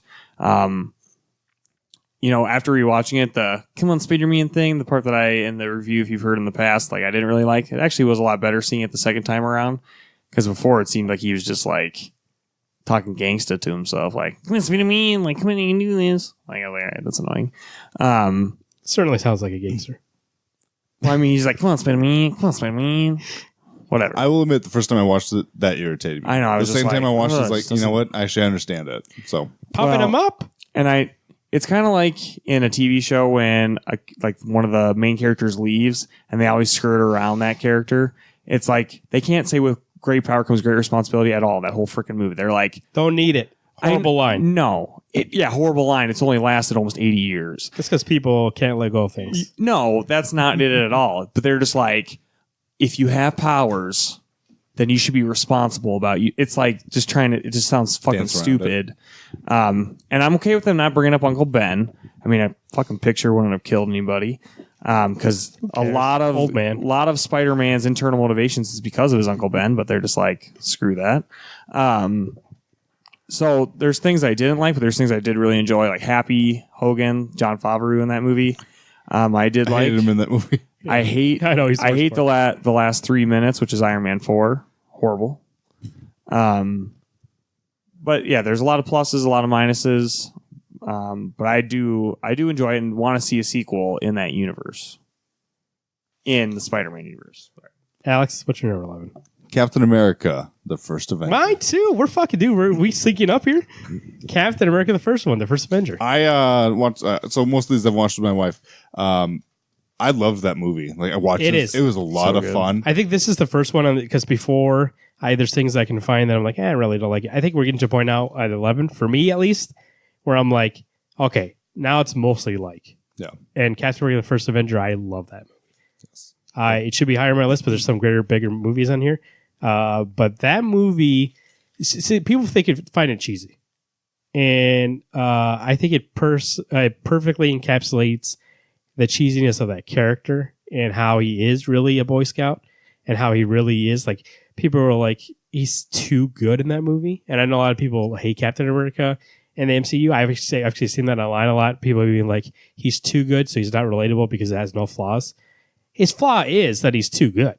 You know what I mean? Like he has to do the right thing. So sometimes him doing the right thing is not what's best. Like he goes and, sacrifices his life, leaves Peggy behind, leaves some heartbreak. And it's good for everybody else. But like, he's not a guy who thinks like about what Peggy's going to go through, but he's going to sacrifice his life for the rest of the world. The world and his country. Yeah. What were you going to say about it? So you watched it with your wife and. I was commenting on what you're saying. That he was saving the rest of the country. And then fucking Red Skull's amazing in that movie. which is like the biggest MC. If I have to say one thing with the MCU, that I'm like, what's going on here is, where's Red Skull? Like, he didn't kill him. He went off into the Infinity Stone. If he shows up in Infinity War, I'm like, I'll die in that theater. I'll pass out. Or you need a villain after Thanos. Yeah, I know. Infinity Avengers 4. I would love it to be Red Skull. Red Skull is one of my favorite villains of all time. And the Captain suit in that movie is great. Everything about that movie is good. The only thing I would say is, and I think Joe Johnson does a good job. Johnson. I think he does a great job of like encapsulating like the cheesy kind of Cap, but it also just feels a little light, that movie. Like there's not a lot going on. It's a nice, fun movie for me to watch and be like, I love Captain America. And say it's your World War II movie that isn't super hard in World War II, literal World War II.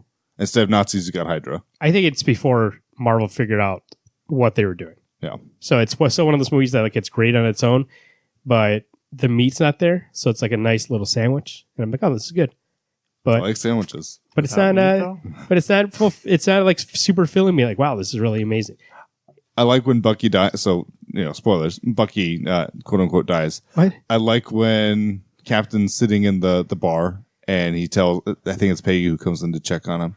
Hey, how you doing? I've been trying to get drunk, but my metabolism is 4 times faster than a normal person. I can't get drunk.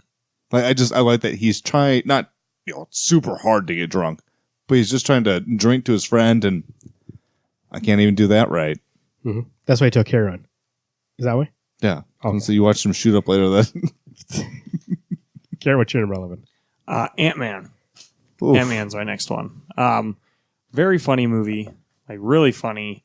Thinking of all the jokes in that movie, like I think it's funnier than Deadpool, to be honest. A lot of people think that Deadpool's a funny movie. I don't think it's that funny. Whatever, different list. But I think that Paul Rudd plays Scott Lang perfectly. Yeah. Michael Douglas as Hank Pym, great. Evangeline Lilly as Wasp is also very cool, and I think that she was a great. You can just feel that chemistry between her and Paul Rudd, which I think is going to work really well in this future Ant-Man and the Wasp movie. And I like how the beginning of the movie starts out with it kind of going over Hank Pym's history with his own company and how he kind of gets overthrown. Because what's his... Darren Cross is his bad guy? Yep. Yeah. Yellow Jacket. One of the coolest fights in the end. That's good. Really fun. And then I think, he doesn't supersize the dog or something gets supersized. The ant. Yeah. Anthony, when he passed away, holy shit. R.I.P. Yeah, gosh, what a sad scene. But yeah, I really do enjoy that movie, and I think that I'm really excited for the sequel too. Should be good. Yeah. Alex was number 10. Number 10, Doctor Strange. This was the last movie I watched with my wife. The more I watched it, the more I actually enjoyed this movie. I know when we talked about it, at least for maybe it was just between the 3 of us or 4 of us talking, I wish that he actually had to say the spells when he was doing it. But it makes sense that, the man's practiced enough things during his astral dimension practice. Bugs the crap out of me. It's the astral plane. That he maybe doesn't have to say it out loud. He can just kind of whisper it to you. Who's the bad guy? Is it Caecilius? I know it's Dormammu, but he's only in it for 2 minutes. But one of the funniest scenes. Dormammu, I've come to bargain. It dies.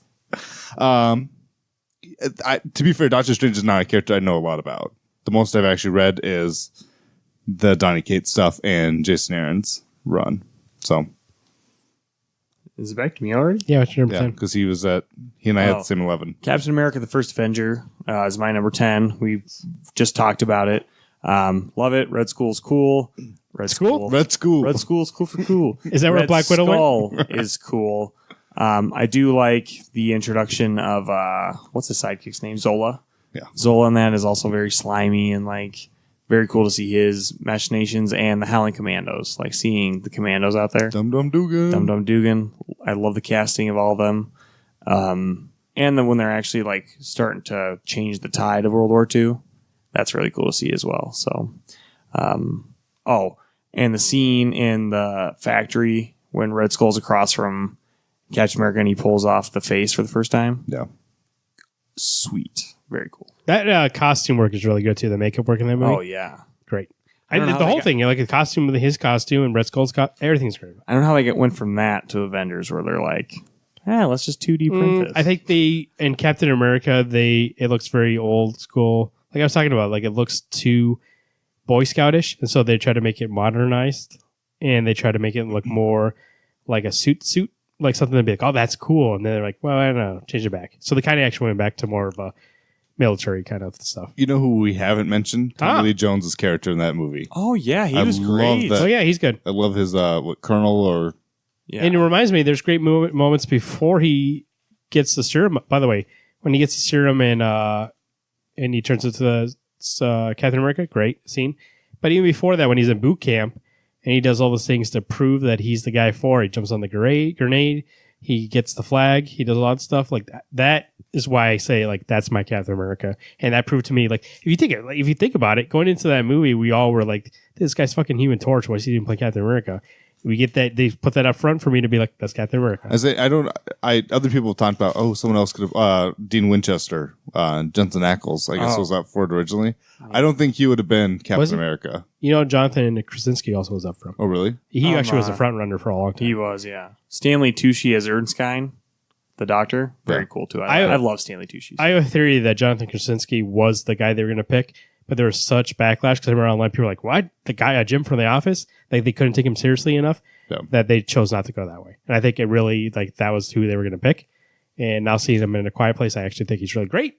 And hopefully, if they redo Fantastic Four, we got ourselves Mr.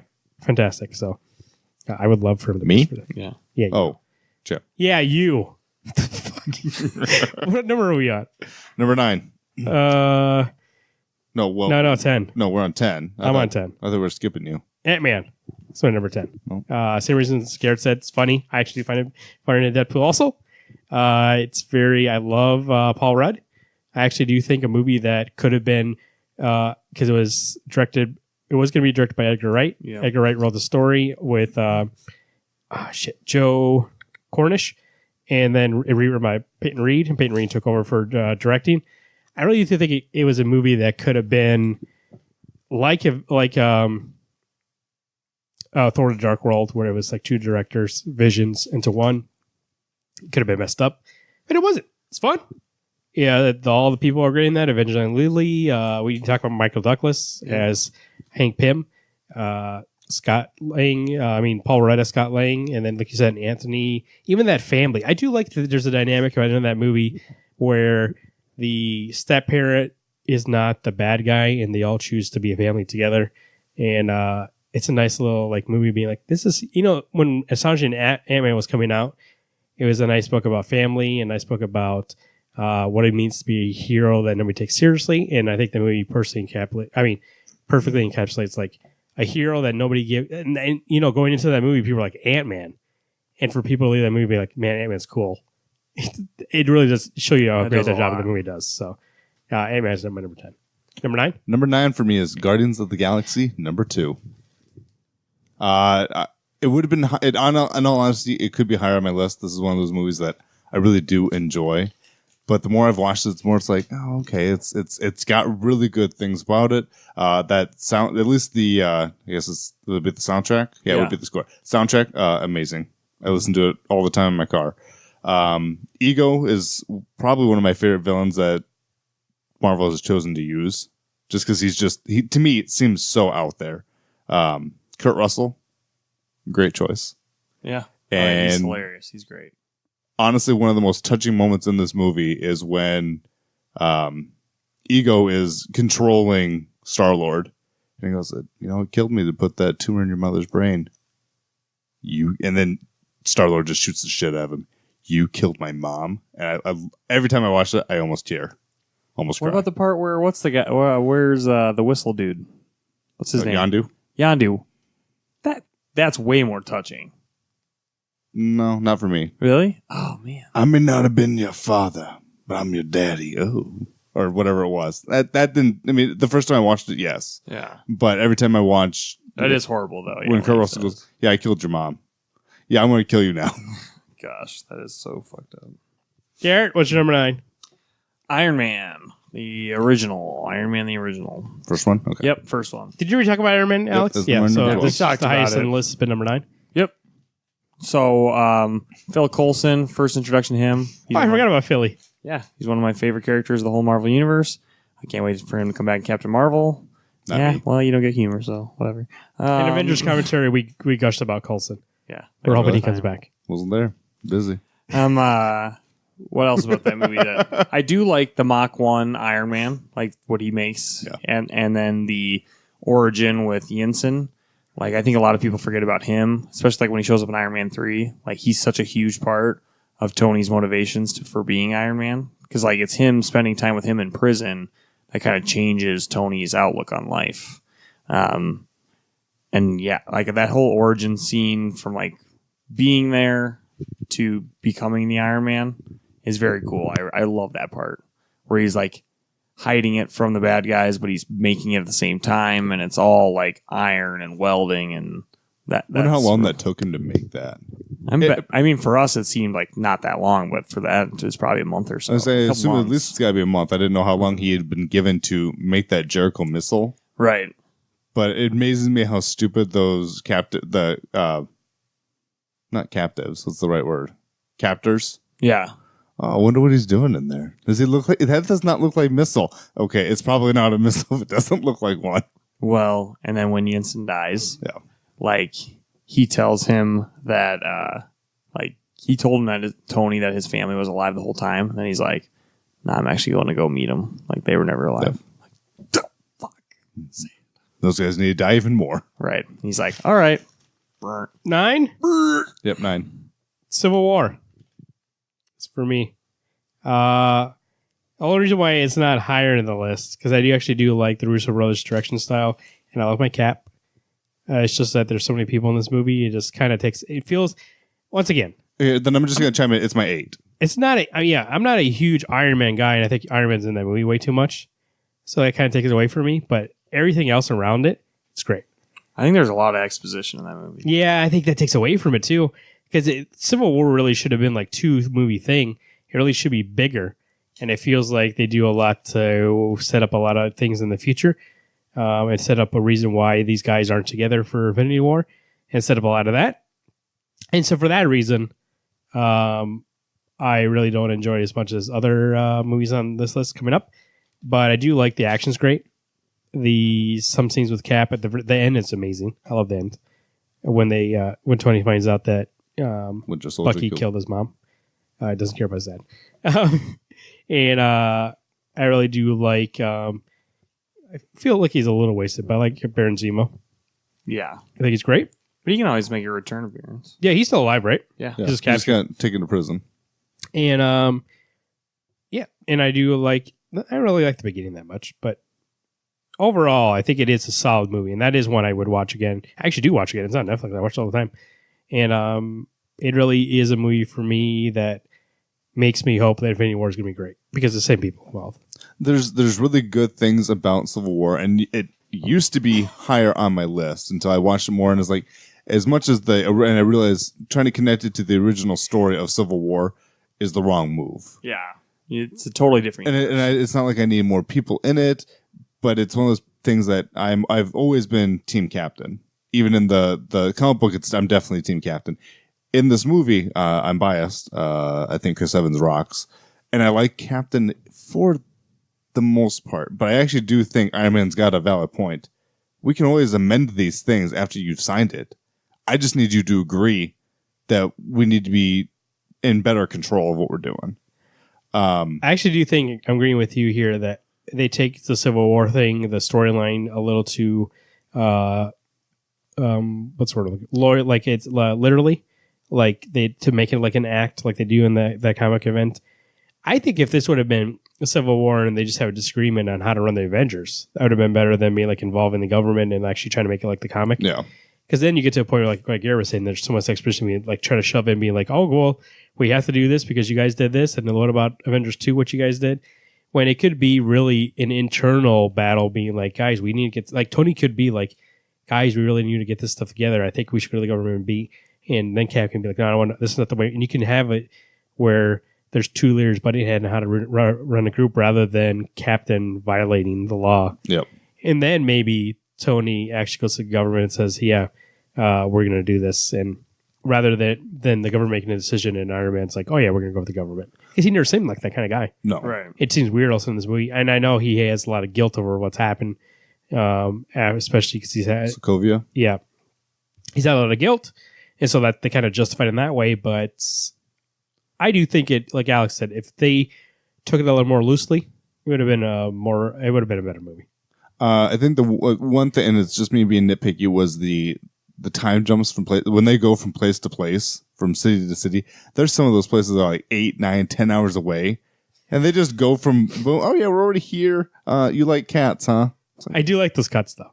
I like the title cards, and I like this. Like I said, directing style. I like the way they direct. I mean, I obviously don't want to watch 7 hours of them driving, but it's just they seem so. That's the AP way. You always got to think about that bullshit. They seem so lively. That bullshit from that sitting in that for me, car I was for 7 hours. I never even crossed my mind, but I know Alex is like. I paused the video. My wife looked up to see how far places were. I was like, wow, that's like 17 hours away. Holy shit! You guys looked it up. Well, my daughter was crying off and on, so we had plenty of time to pause.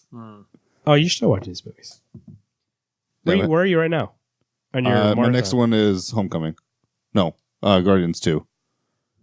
Oh, okay. So I've still got 3 left to go. Garrett, what's your The original Avengers 8? is next. 8. The original Avengers. So, yes, there's a lot of puns, but the excitement, like even watching that movie the second time when we did our commentary, it was still really fun for me. There were some parts that I was so excited to see again. There was other parts that, yes, was a lot of exposition. But I think with that movie, especially when you get to that third act, they did more with that movie than most movies could ever do outside this universe. I mean, to do that much built, like no other movie had done that before, where you've created that much connectivity that you get to have this, like, basically whatever encore of these heroes working together. Mark Ruffalo's Hulk was cool to see. We got more Hulk than we were used to because we haven't seen Hulk in how many years since the Incredible Hulk came out. Black Widow got to use more. I got to see more of her spy technique. We did kind of say we didn't really like what the pacing where she gets introduced in that movie is. But I think it's just fun. It's just taking everything that we were introduced to in the first 5 movies and just like celebrating it in that 6th one. So that's why I really like it. 8, right? Yep. Number 8 is Iron Man 3. You're like, you know why? I just thought about it too. I'm trying to think, being like, why do I enjoy this movie so much when I don't like Iron Man? It's because most of that movie, he's not Iron Man. I think that's the reason why. Like, I like Robert Downey Jr., and the movie basically turns into Lethal Weapon at a point where they were just, they actually have guns and they're running around. And I like Shane Black a lot. I like his writing style. I like his directing style. And I just think that movie for me is I like Robert Downey Jr. Yeah. And I just think for me, it's just fun. The villain's a little weak. It makes me sad though that the Mandarin wasn't actually the Mandarin. You see, and I love that choice. I love that it's not Ben Kingsley. By the way, it is Ben Kingsley. By the way, he's the Mandarin. There's a Marvel one shot. There's a one shot that came out. Oh, really? He is a Mandarin. Oh. He has no. He gets killed, and he says the Mandarin is upset that you're using his name. There is a Mandarin, but it's not Ben Kingsley. Yeah. Right. So it's not actually what's his face, Guy Pearce in that movie. There is. Oh, really? Yeah. There's actually another Mandarin. Yeah, there is a real Mandarin, and that is the actual Mandarin. Yeah. If anyone thinks because Guy Pearce had that burning tattoo on his chest that he's the Mandarin, no. Yeah, so they kind of go like retcon that in a way, and to make it actually so they could recast Mandarin later on and actually make him a legit guy. So, but even in the movie, I thought I thought it was a very Shane Black thing to do, and that's why I liked it. And I went into this movie knowing that it was going to be more of a comedy than anything else because Shane Black, that's the way he rolls. And I like his action style. His action style is, if you ever seen Lethal Weapon or anything like that, it really is like very basic, but it's very like real and rough. And I think that's what that movie is, especially when he loses everything and just has his guns, or when he chooses not to use his suits anymore. And then I like Don Cheadle. He's really great in that movie, Don Cheadle.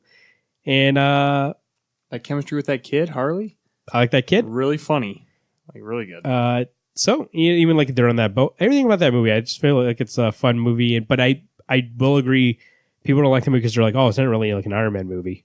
I could give two shits that felt like an Iron Man movie.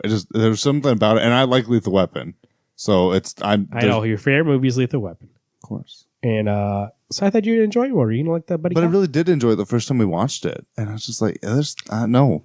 You know why? First time you watched it with us, and we were ready. We rolled out of that movie ready to do Lethal Weapon ourselves. Maybe that was it. It was just that entire third act is so great as well. I loved it. And it takes place during Christmas. It's Shane Black all the way. Yeah, I know. So it is, for me, like, as a fan of his movies, being like, you know what? It's another one of his movies. That's probably there's the main reason why. It's like, oh, it's another Shane Black movie. Alex, what's your number 7? Number 7, Ant-Man. I really enjoyed this movie. I think a part of that, I still think Deadpool is funny, but I think the problem is that everybody thinks Deadpool is funny. Not everyone likes Ant-Man, and Ant-Man is superb. I love just even the crew that he works with, because he's still kind of dingles and being a crook. I love when what's the friend's name, when he does all the voiceovers for all those people that he's telling the story about. Oh, the cop friend or the security.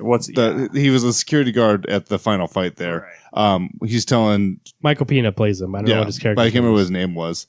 I just love how those characters, those actors, are so good at getting down how he says things. Oh, laughed so hard at this movie. All the actors are great. Douglas is amazing. I wish that we'd see a little bit more Hank Pym be Ant-Man, but I had Civil War, and I was like, oh, Civil War is better than Ant-Man. I was like, no, Ant-Man's better. I laughed more at this movie, and I got more enjoyment out of this movie. My next one's Captain America: Civil War.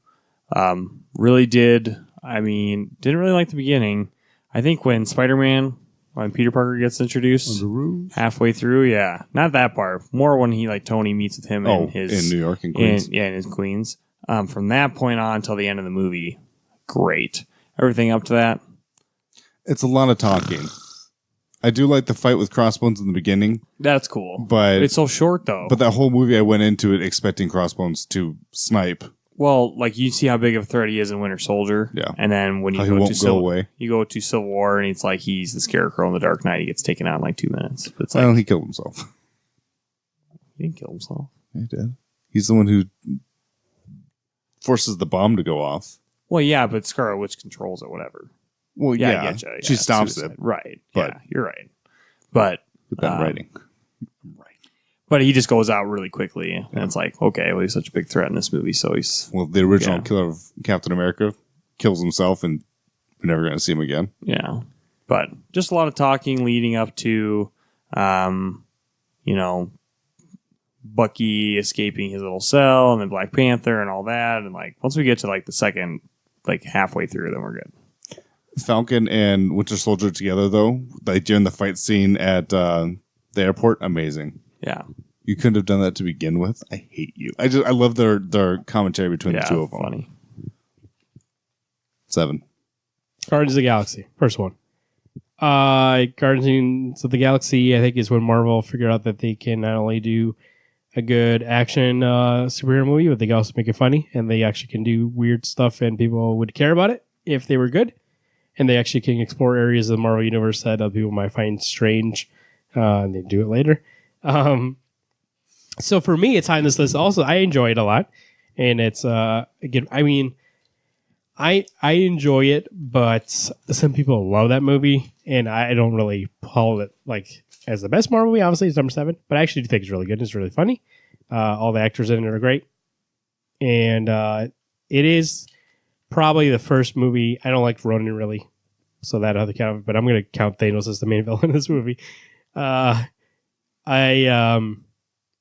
There's a lot of stuff good, and there's a collector, and I think there's a lot of good elements in here that, for me, going along when we were watching these movies, that was the first time Marvel was trying something different and trying to break formula in a way.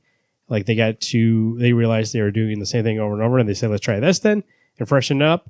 And I do think going on, if you notice the rest of the list that I'll name here, it really is Marvel being let's try to make these things more than just superhero movies, be something else. And this one really is a space kind of comedy. And I think this movie is really important for all the rest of these, because this is the one that when people went to it, and it became like the number This one. kind of breaks the mold. This though, is the one 'cause where this is weird. finally Marvel was able to be like, oh, people want to see, really do care to see everything. Yeah. Like they don't just want to see Iron Man. They just don't want to see, Thor. They really do want to see, Other Howard the characters. Duck, and they want to see, Cosmo the dog. They really want to see Drax and Rocket Raccoon. And so I think in that way also it's important, but also I do enjoy it. So it's good. Number 6, Guardians of the Galaxy. This is one of the Marvel movies I've actually watched the most. There's my number 1 is the one I've watched the most. I'm going to say love, and it's a loose term of love. I really just enjoy this movie.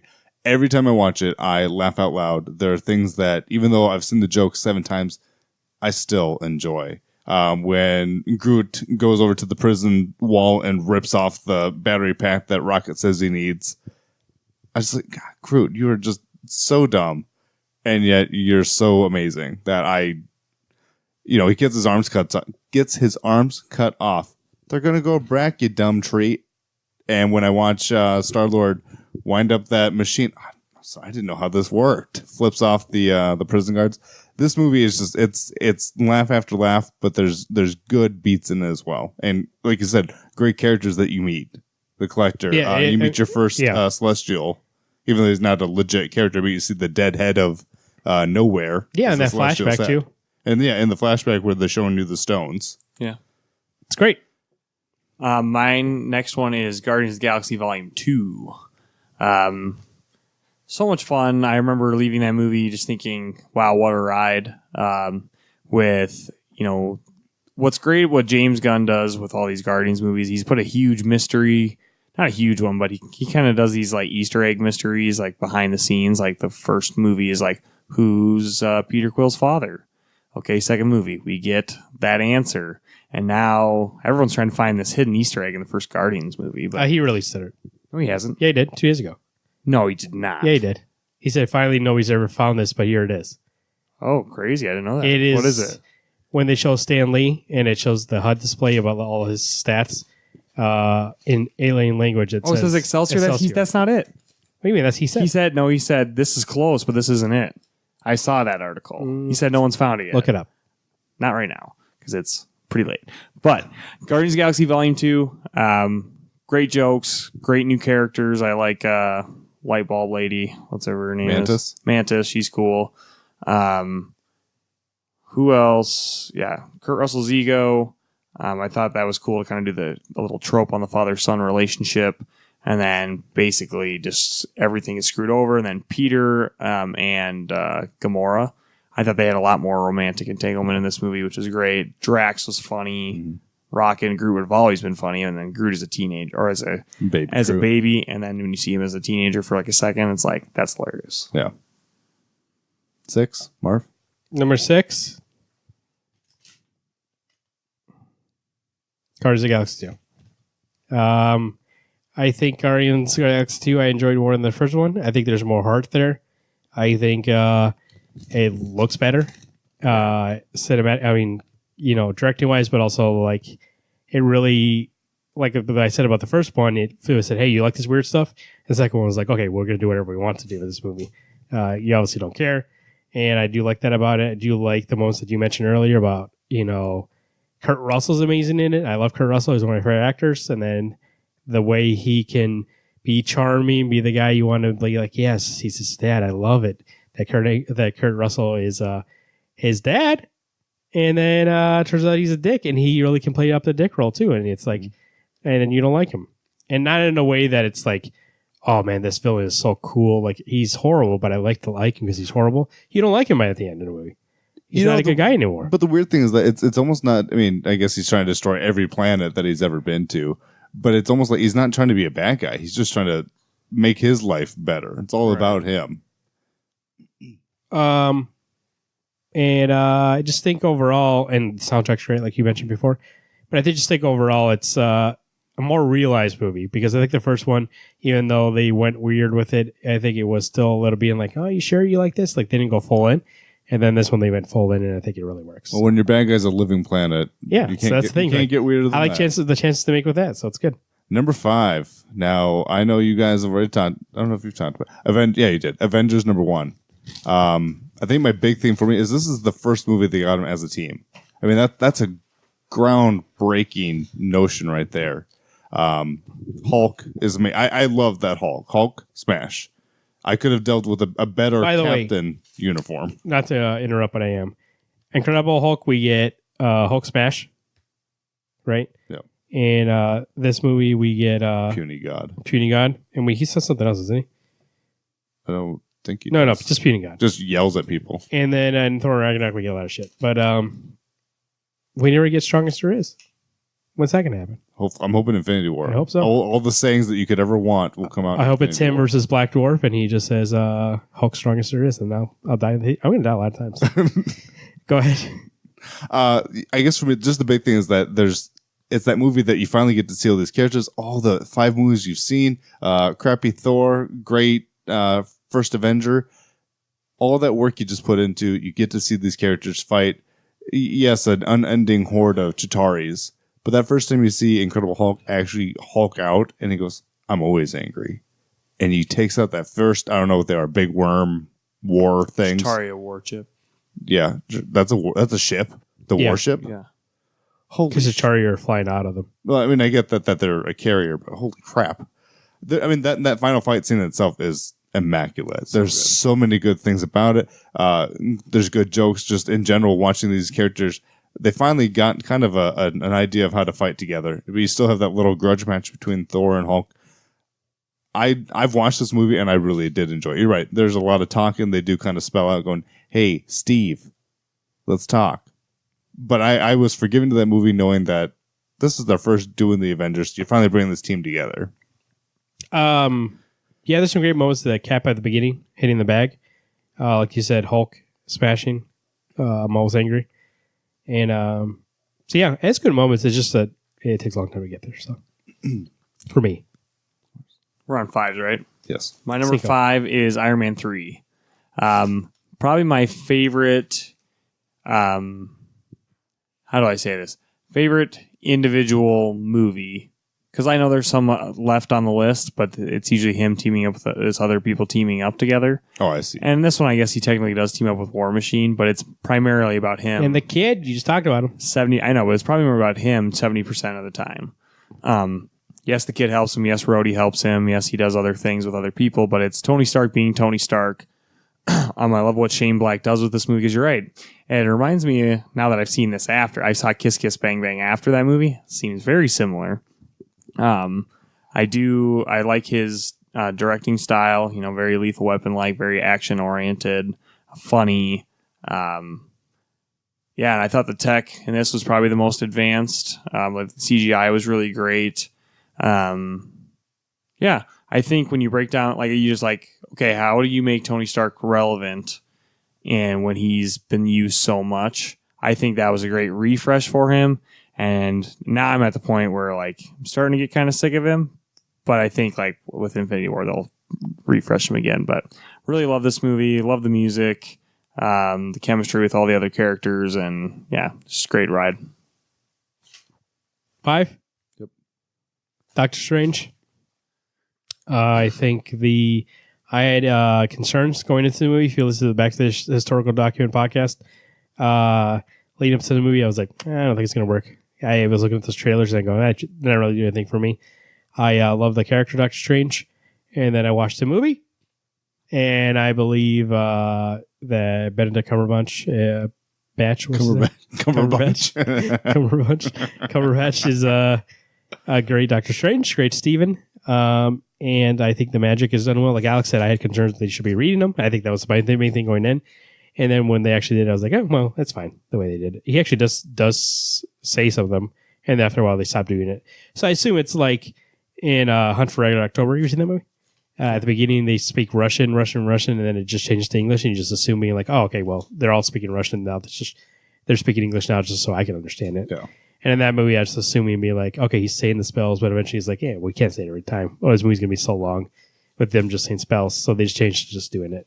which is fine. I mean, they did it for a while in Harry Potter, didn't they? Yeah. And eventually there's just shooting spells on other ones. Exactly. So I think it's the same thing. It's more for a time constraint and being like, oh, wait, he doesn't say it every time. Action's great. The direction's great. The story's great, I think. A lot of cool scenes with the magic. A lot of cool Steve Ditko kind of weird shit going on, especially when he's in the astral plane dimension. Flying through. And I really enjoy it. And I think it is a movie that, because of Guardians, can be very, very weird in a way that I didn't think they were going to go. Because I had concerns with that. Because Scarlet Witch really doesn't have magic. She has her mutant ability. But whatever. she's not mutant in this. What's up? She's not mutant in this. They use the Tesseract and things. No, yeah, whatever the fuck how they explain how she has Miracle. powers. Miracle. She's a miracle. So I thought they were going to do magic in this universe, but they went full into magic. And so I'm grateful for that it happened, and that's what I really wanted to happen. So it's good. Best character? The Long straight. The Cloak of Levitation? Or is, Cloak of Levitation? yeah. Best character in that movie. Pretty good. I love that. Marvin, I'm pretty sure, I could be wrong, our last four are spot on, about the same. Number 4, Spider-Man Homecoming. Spider-Man Homecoming. Yep. It's really a refreshing movie. I think it breaks a lot of the formula of these. Like I said, like before, like they're getting to a point now where all these movies aren't formula. They are trying to be something different. And this one really is trying to be like a teen drama. There's a lot of Peter Parker stuff. And I think that's the best Peter Parker's high school Peter Parker. And the Spider-Man is refreshing. And I find it a very fun movie, but also there's a lot of great moments in terms of character. You said you didn't like it, but you said it's better the second time.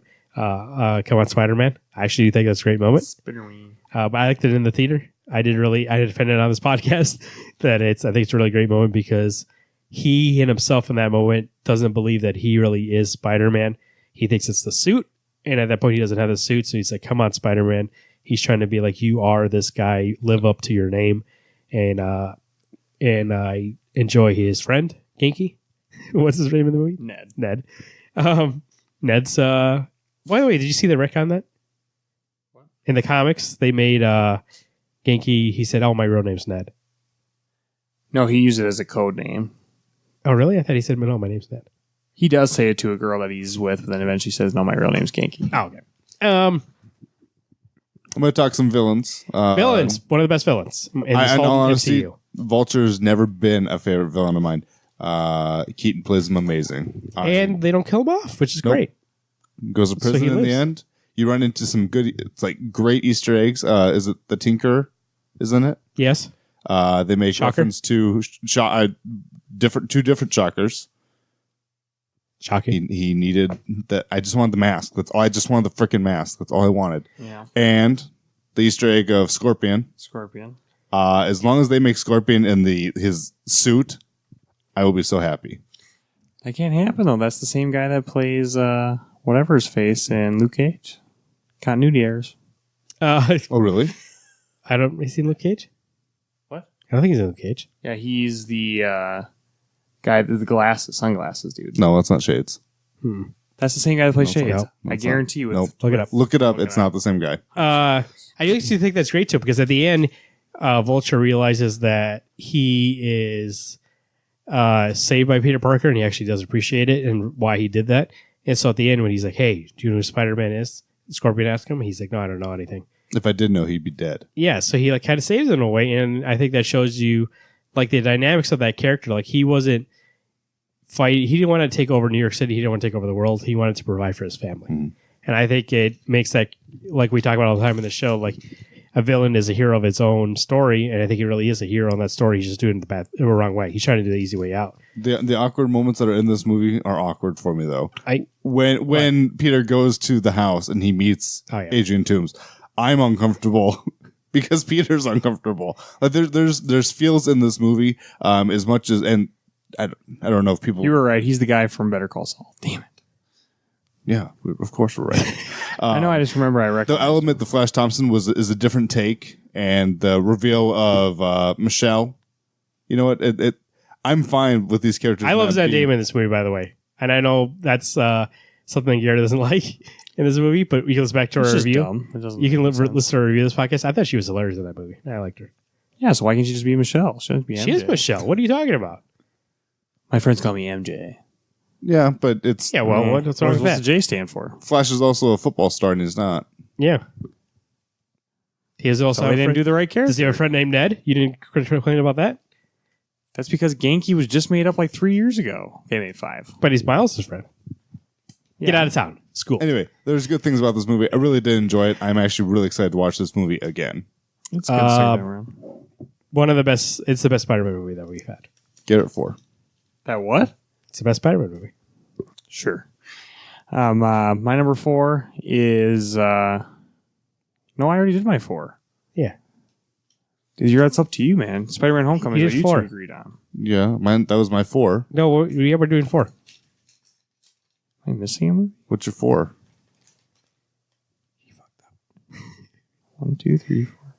No, I You didn't number them? No. Fuck, I'm missing a movie. Yeah, What's the 18th movie I'm missing? we'll skip you. Yeah, come back to me. So my number Alex, 3, number 3.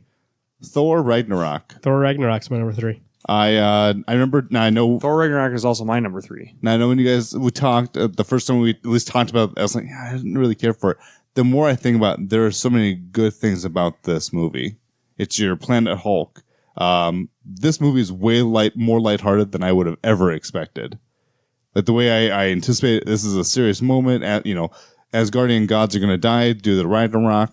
Hela comes back and is just kicking the shit out of everybody. Thor loses a hammer. Odin's dead. Loki's ruling Asgard while Thor's gone. I think the moment with Odin also is very for a movie that's very silly and comedic. I think brings that you moment back. it's really a moment that settles down and it really does take a moment to be like, hey, he's gone. Yeah, I screwed on my list. I forgot to mention Guardians of the Galaxy for 8. So everyone was down 1. Oh, I see. Whatever. But, So your yeah. number 3 is Ragnarok. 3 is Ragnarok. Yeah, 100%. Really funny. Love the Hulk in it. The fighting scenes are awesome. I love Valkyrie in that movie. Yes. Jeff Goldblum's pretty funny. Valkyrie is great in that movie, and I really do want them to do.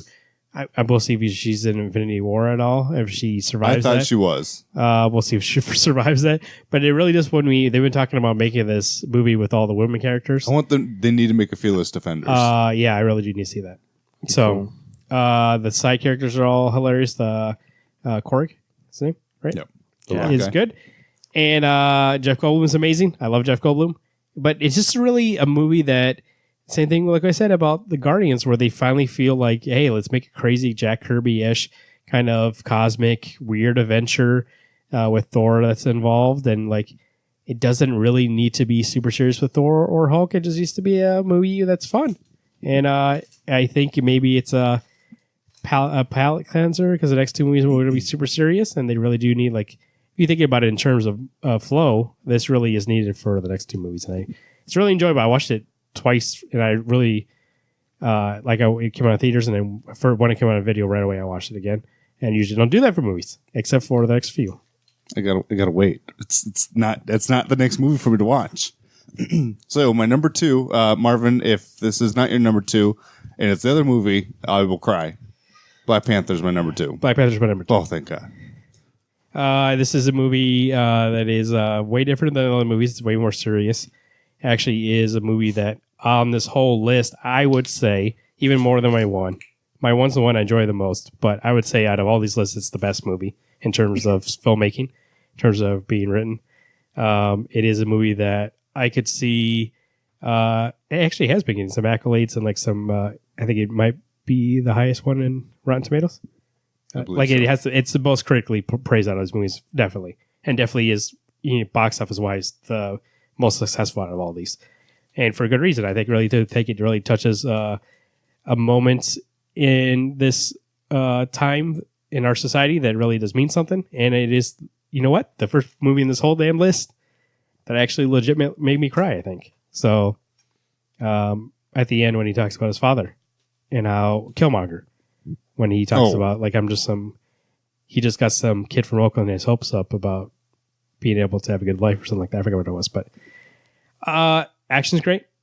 I do like everybody in this movie. I do like Chadwick Boseman. I thought he's really great, and Killmonger though, but nobody can beat Michael B. Jordan. You just outclassed if Michael B. Jordan's on the screen. So honestly, the Killmonger, in all honesty, is the best villain that MCU has put he's out. the best character in that movie. Yeah. So I agree.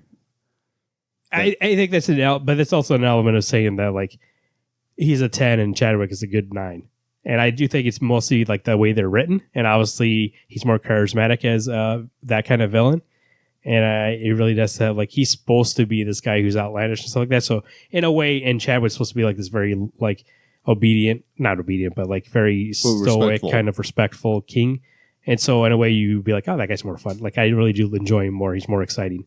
Yeah. But it really is. That's how it's supposed to be. But you do see moments of him being less stoic when he's around his sister only, and they're kind of like talking and being like brother and sister, and really joking around. But then when he's in front of his people, he's the king. And that's for me at least being like Chadwick's good in this movie because you can see him change in between these people. He treats people differently depending on how he needs to act in front of them because he's a king. He's not just some other guy. He needs to be a king in front of his people, and then when he's with his sister, he could be just her brother. Yep. Anything else you need to add? No. I'd love this movie. Yeah, this is when it comes out, I will buy this right away and rewatch it. I've been actually wanting to rewatch it. Hey, Wakanda's forever. Of course. Garrett's number 2. Doctor Strange is my number 2. Really? I really love that movie. That surprises me. Yeah? No, like that movie really, I'm just saying, like, that movie really gave me a lot of interest in Doctor Strange. I didn't read much of him before. Like I love a hero that like trains to be the best version of himself. And that's what I was really looking forward to in this movie is that Doctor Strange, he goes to whatever to actually learn how to be a magician or sorcerer supreme. Sorcerer, not sorceress. What? I don't know if magician made me laugh. Whatever. Yeah. Sorry. Brain's He's not an shut illusionist. down. Yeah. Basically, he's training, like, he loses the ability to use his hands. And so he's using magic to, like, train his body and become, like, a sorcerer.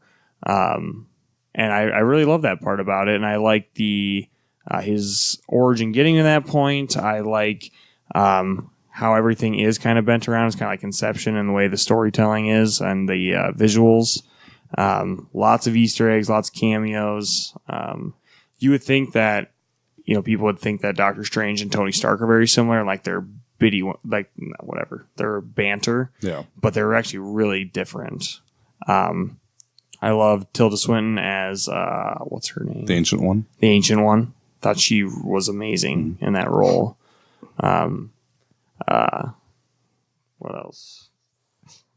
Sorry, this guy distracted me. I was like, whoa.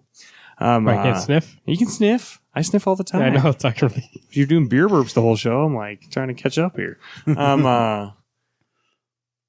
That movie is good. I mean, that's a strong... Like and said, the Dormammu Marvin. thing, like at the end, that's fun. And then when him, Wong, and Mordo are fighting Caecilius at the end, that's really fun too. Alex, what's your number 1? I believe I speak for all three of us. Captain America, Winter Soldier. Winter Soldier. It fucking has to be. It's the one that's... Yeah. I know you said Black Panther is probably your overall favorite, just not the one you want. No, that's not what I said. What'd you say? I said, but I think Black Panther is the best main movie, but Winter Soldier is my favorite movie. Okay. I misunderstood. The way you said is like Black Panther's actually my favorite, but that's not the one. No, I feel like if Black Panther if it was nominated for like Best Picture, I'd be like, of course. But if Winter Soldier, I'd be like, really? I think Winter Soldier is a great movie, and I love it, and I do think there's a lot of great things at it. But I don't feel like I think Black Panther because there's a lot of stuff there that is real. Issues in society. I think it's more of a movie that people relate with. Winter Soldier is just a great, comic book movie. Yeah. The whole story about it, but it does touch with issues in today's society about security versus privacy, about what's too much. And Captain absolutely will stand up against that and be like, this is not protecting people. This is invading their privacy. And what you're doing here is sacrificing your independence for the security, and we can't have this happen. And then he realizes that, the reason why they're so going forward with it is because Hydra. And it really does change the whole MCU on its head in a way that they could go forward with all these stories and not be held back by S.H.I.E.L.D. anymore. We talked about this in the Avengers commentary about how it really was heavy and being like, oh no, Shield's in charge of this group. Shield's, and there's a lot of Shield stuff. And then at this point in this movie, when this happens, they really can do their own thing and be the Avengers finally. And the action scenes are amazing. Every single one. I don't think there's a bad action scene in this movie. No.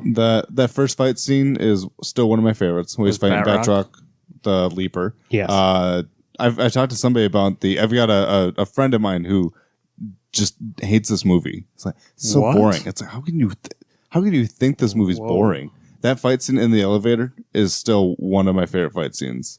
And it's just watching how well Captain reads these guys. And even when he's leaving and driving away on his bike and he has to get past that gate, even that moment's so great. Like the way he does it. Later on when they're running from these Hydra agents and they're in the mall and like they go to his old base and they see that Azola is still alive in the computer, which is a nice throwback to Zola's character being a guy who lives through robots. And we get that. I don't think there's a bad scene in this movie. I don't think it's great. Everything is exciting. I don't even know who you're talking about, but it's very fast paced. I don't know how you get bored. The build up to the first time you meet Winter Soldier, like I'm not even worried about when he shows up. Just when he does show up, he shoots that little mine underneath, blows up Fury's car.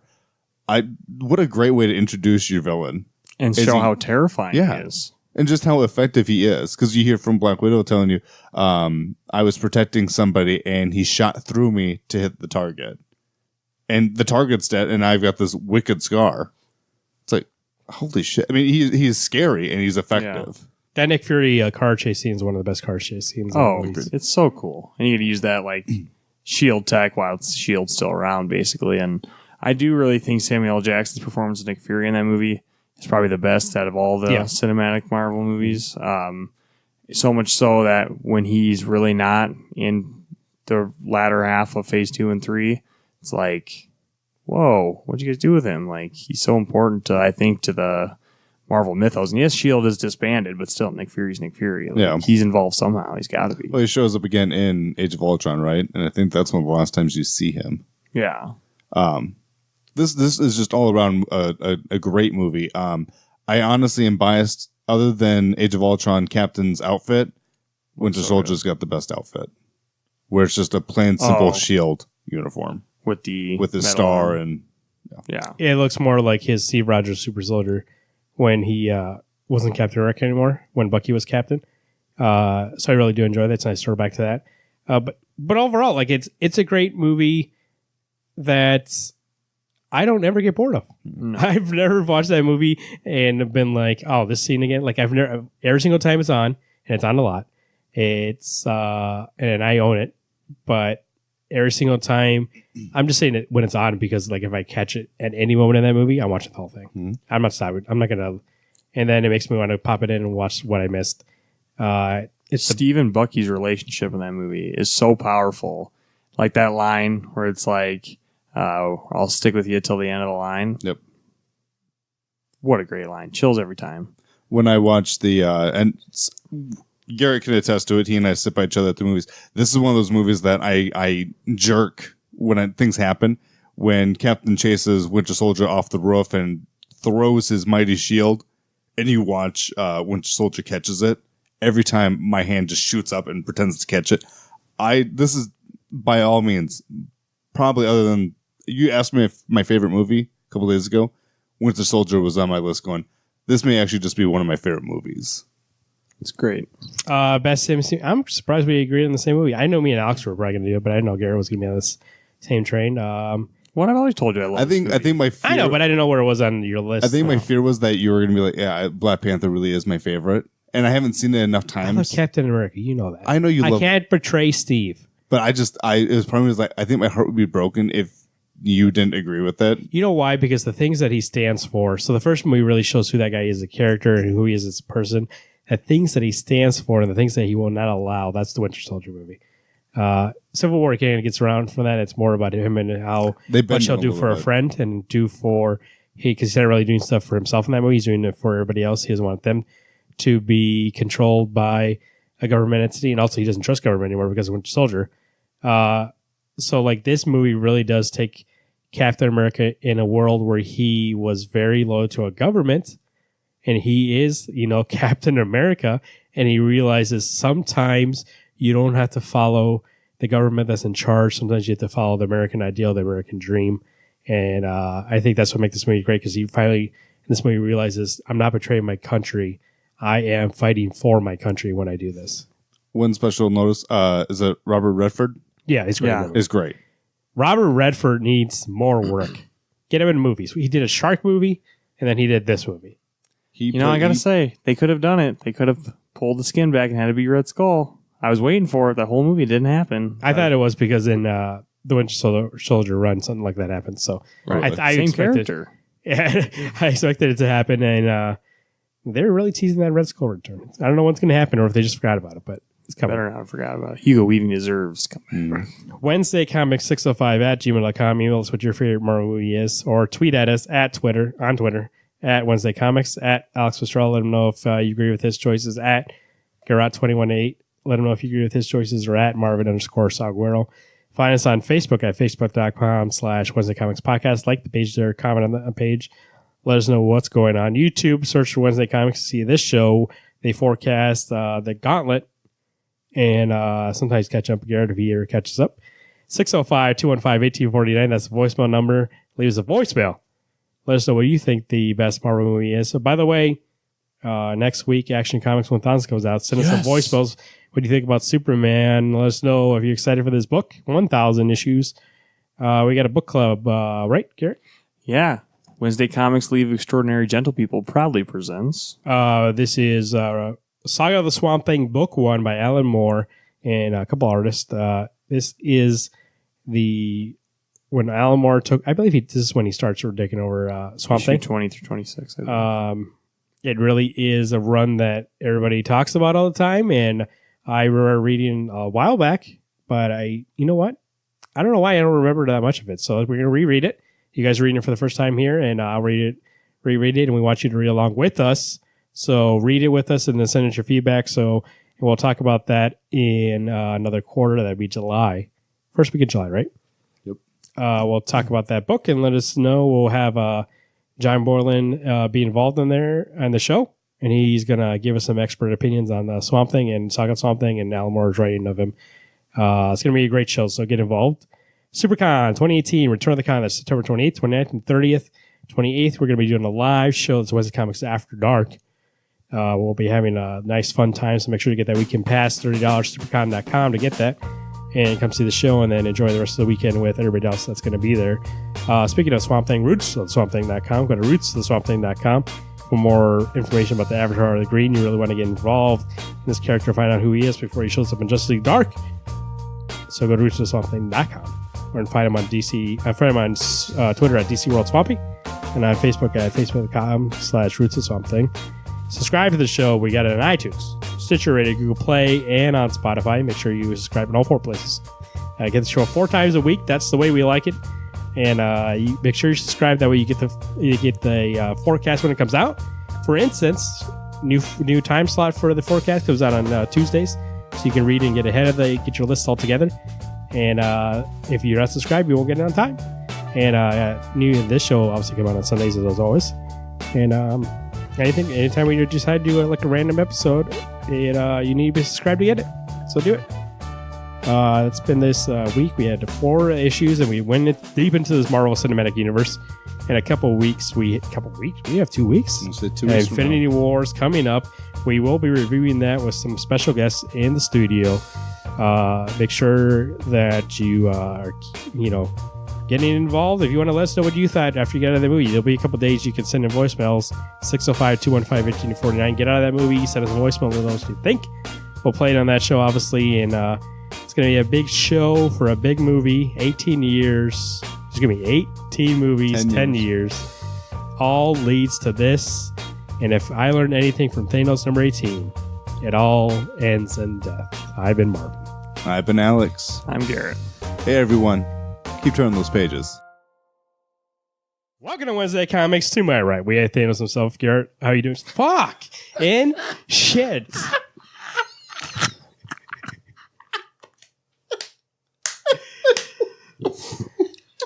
Welcome to Wednesday Comics. To my right, we have Thanos himself. Alex, how you doing, Alex?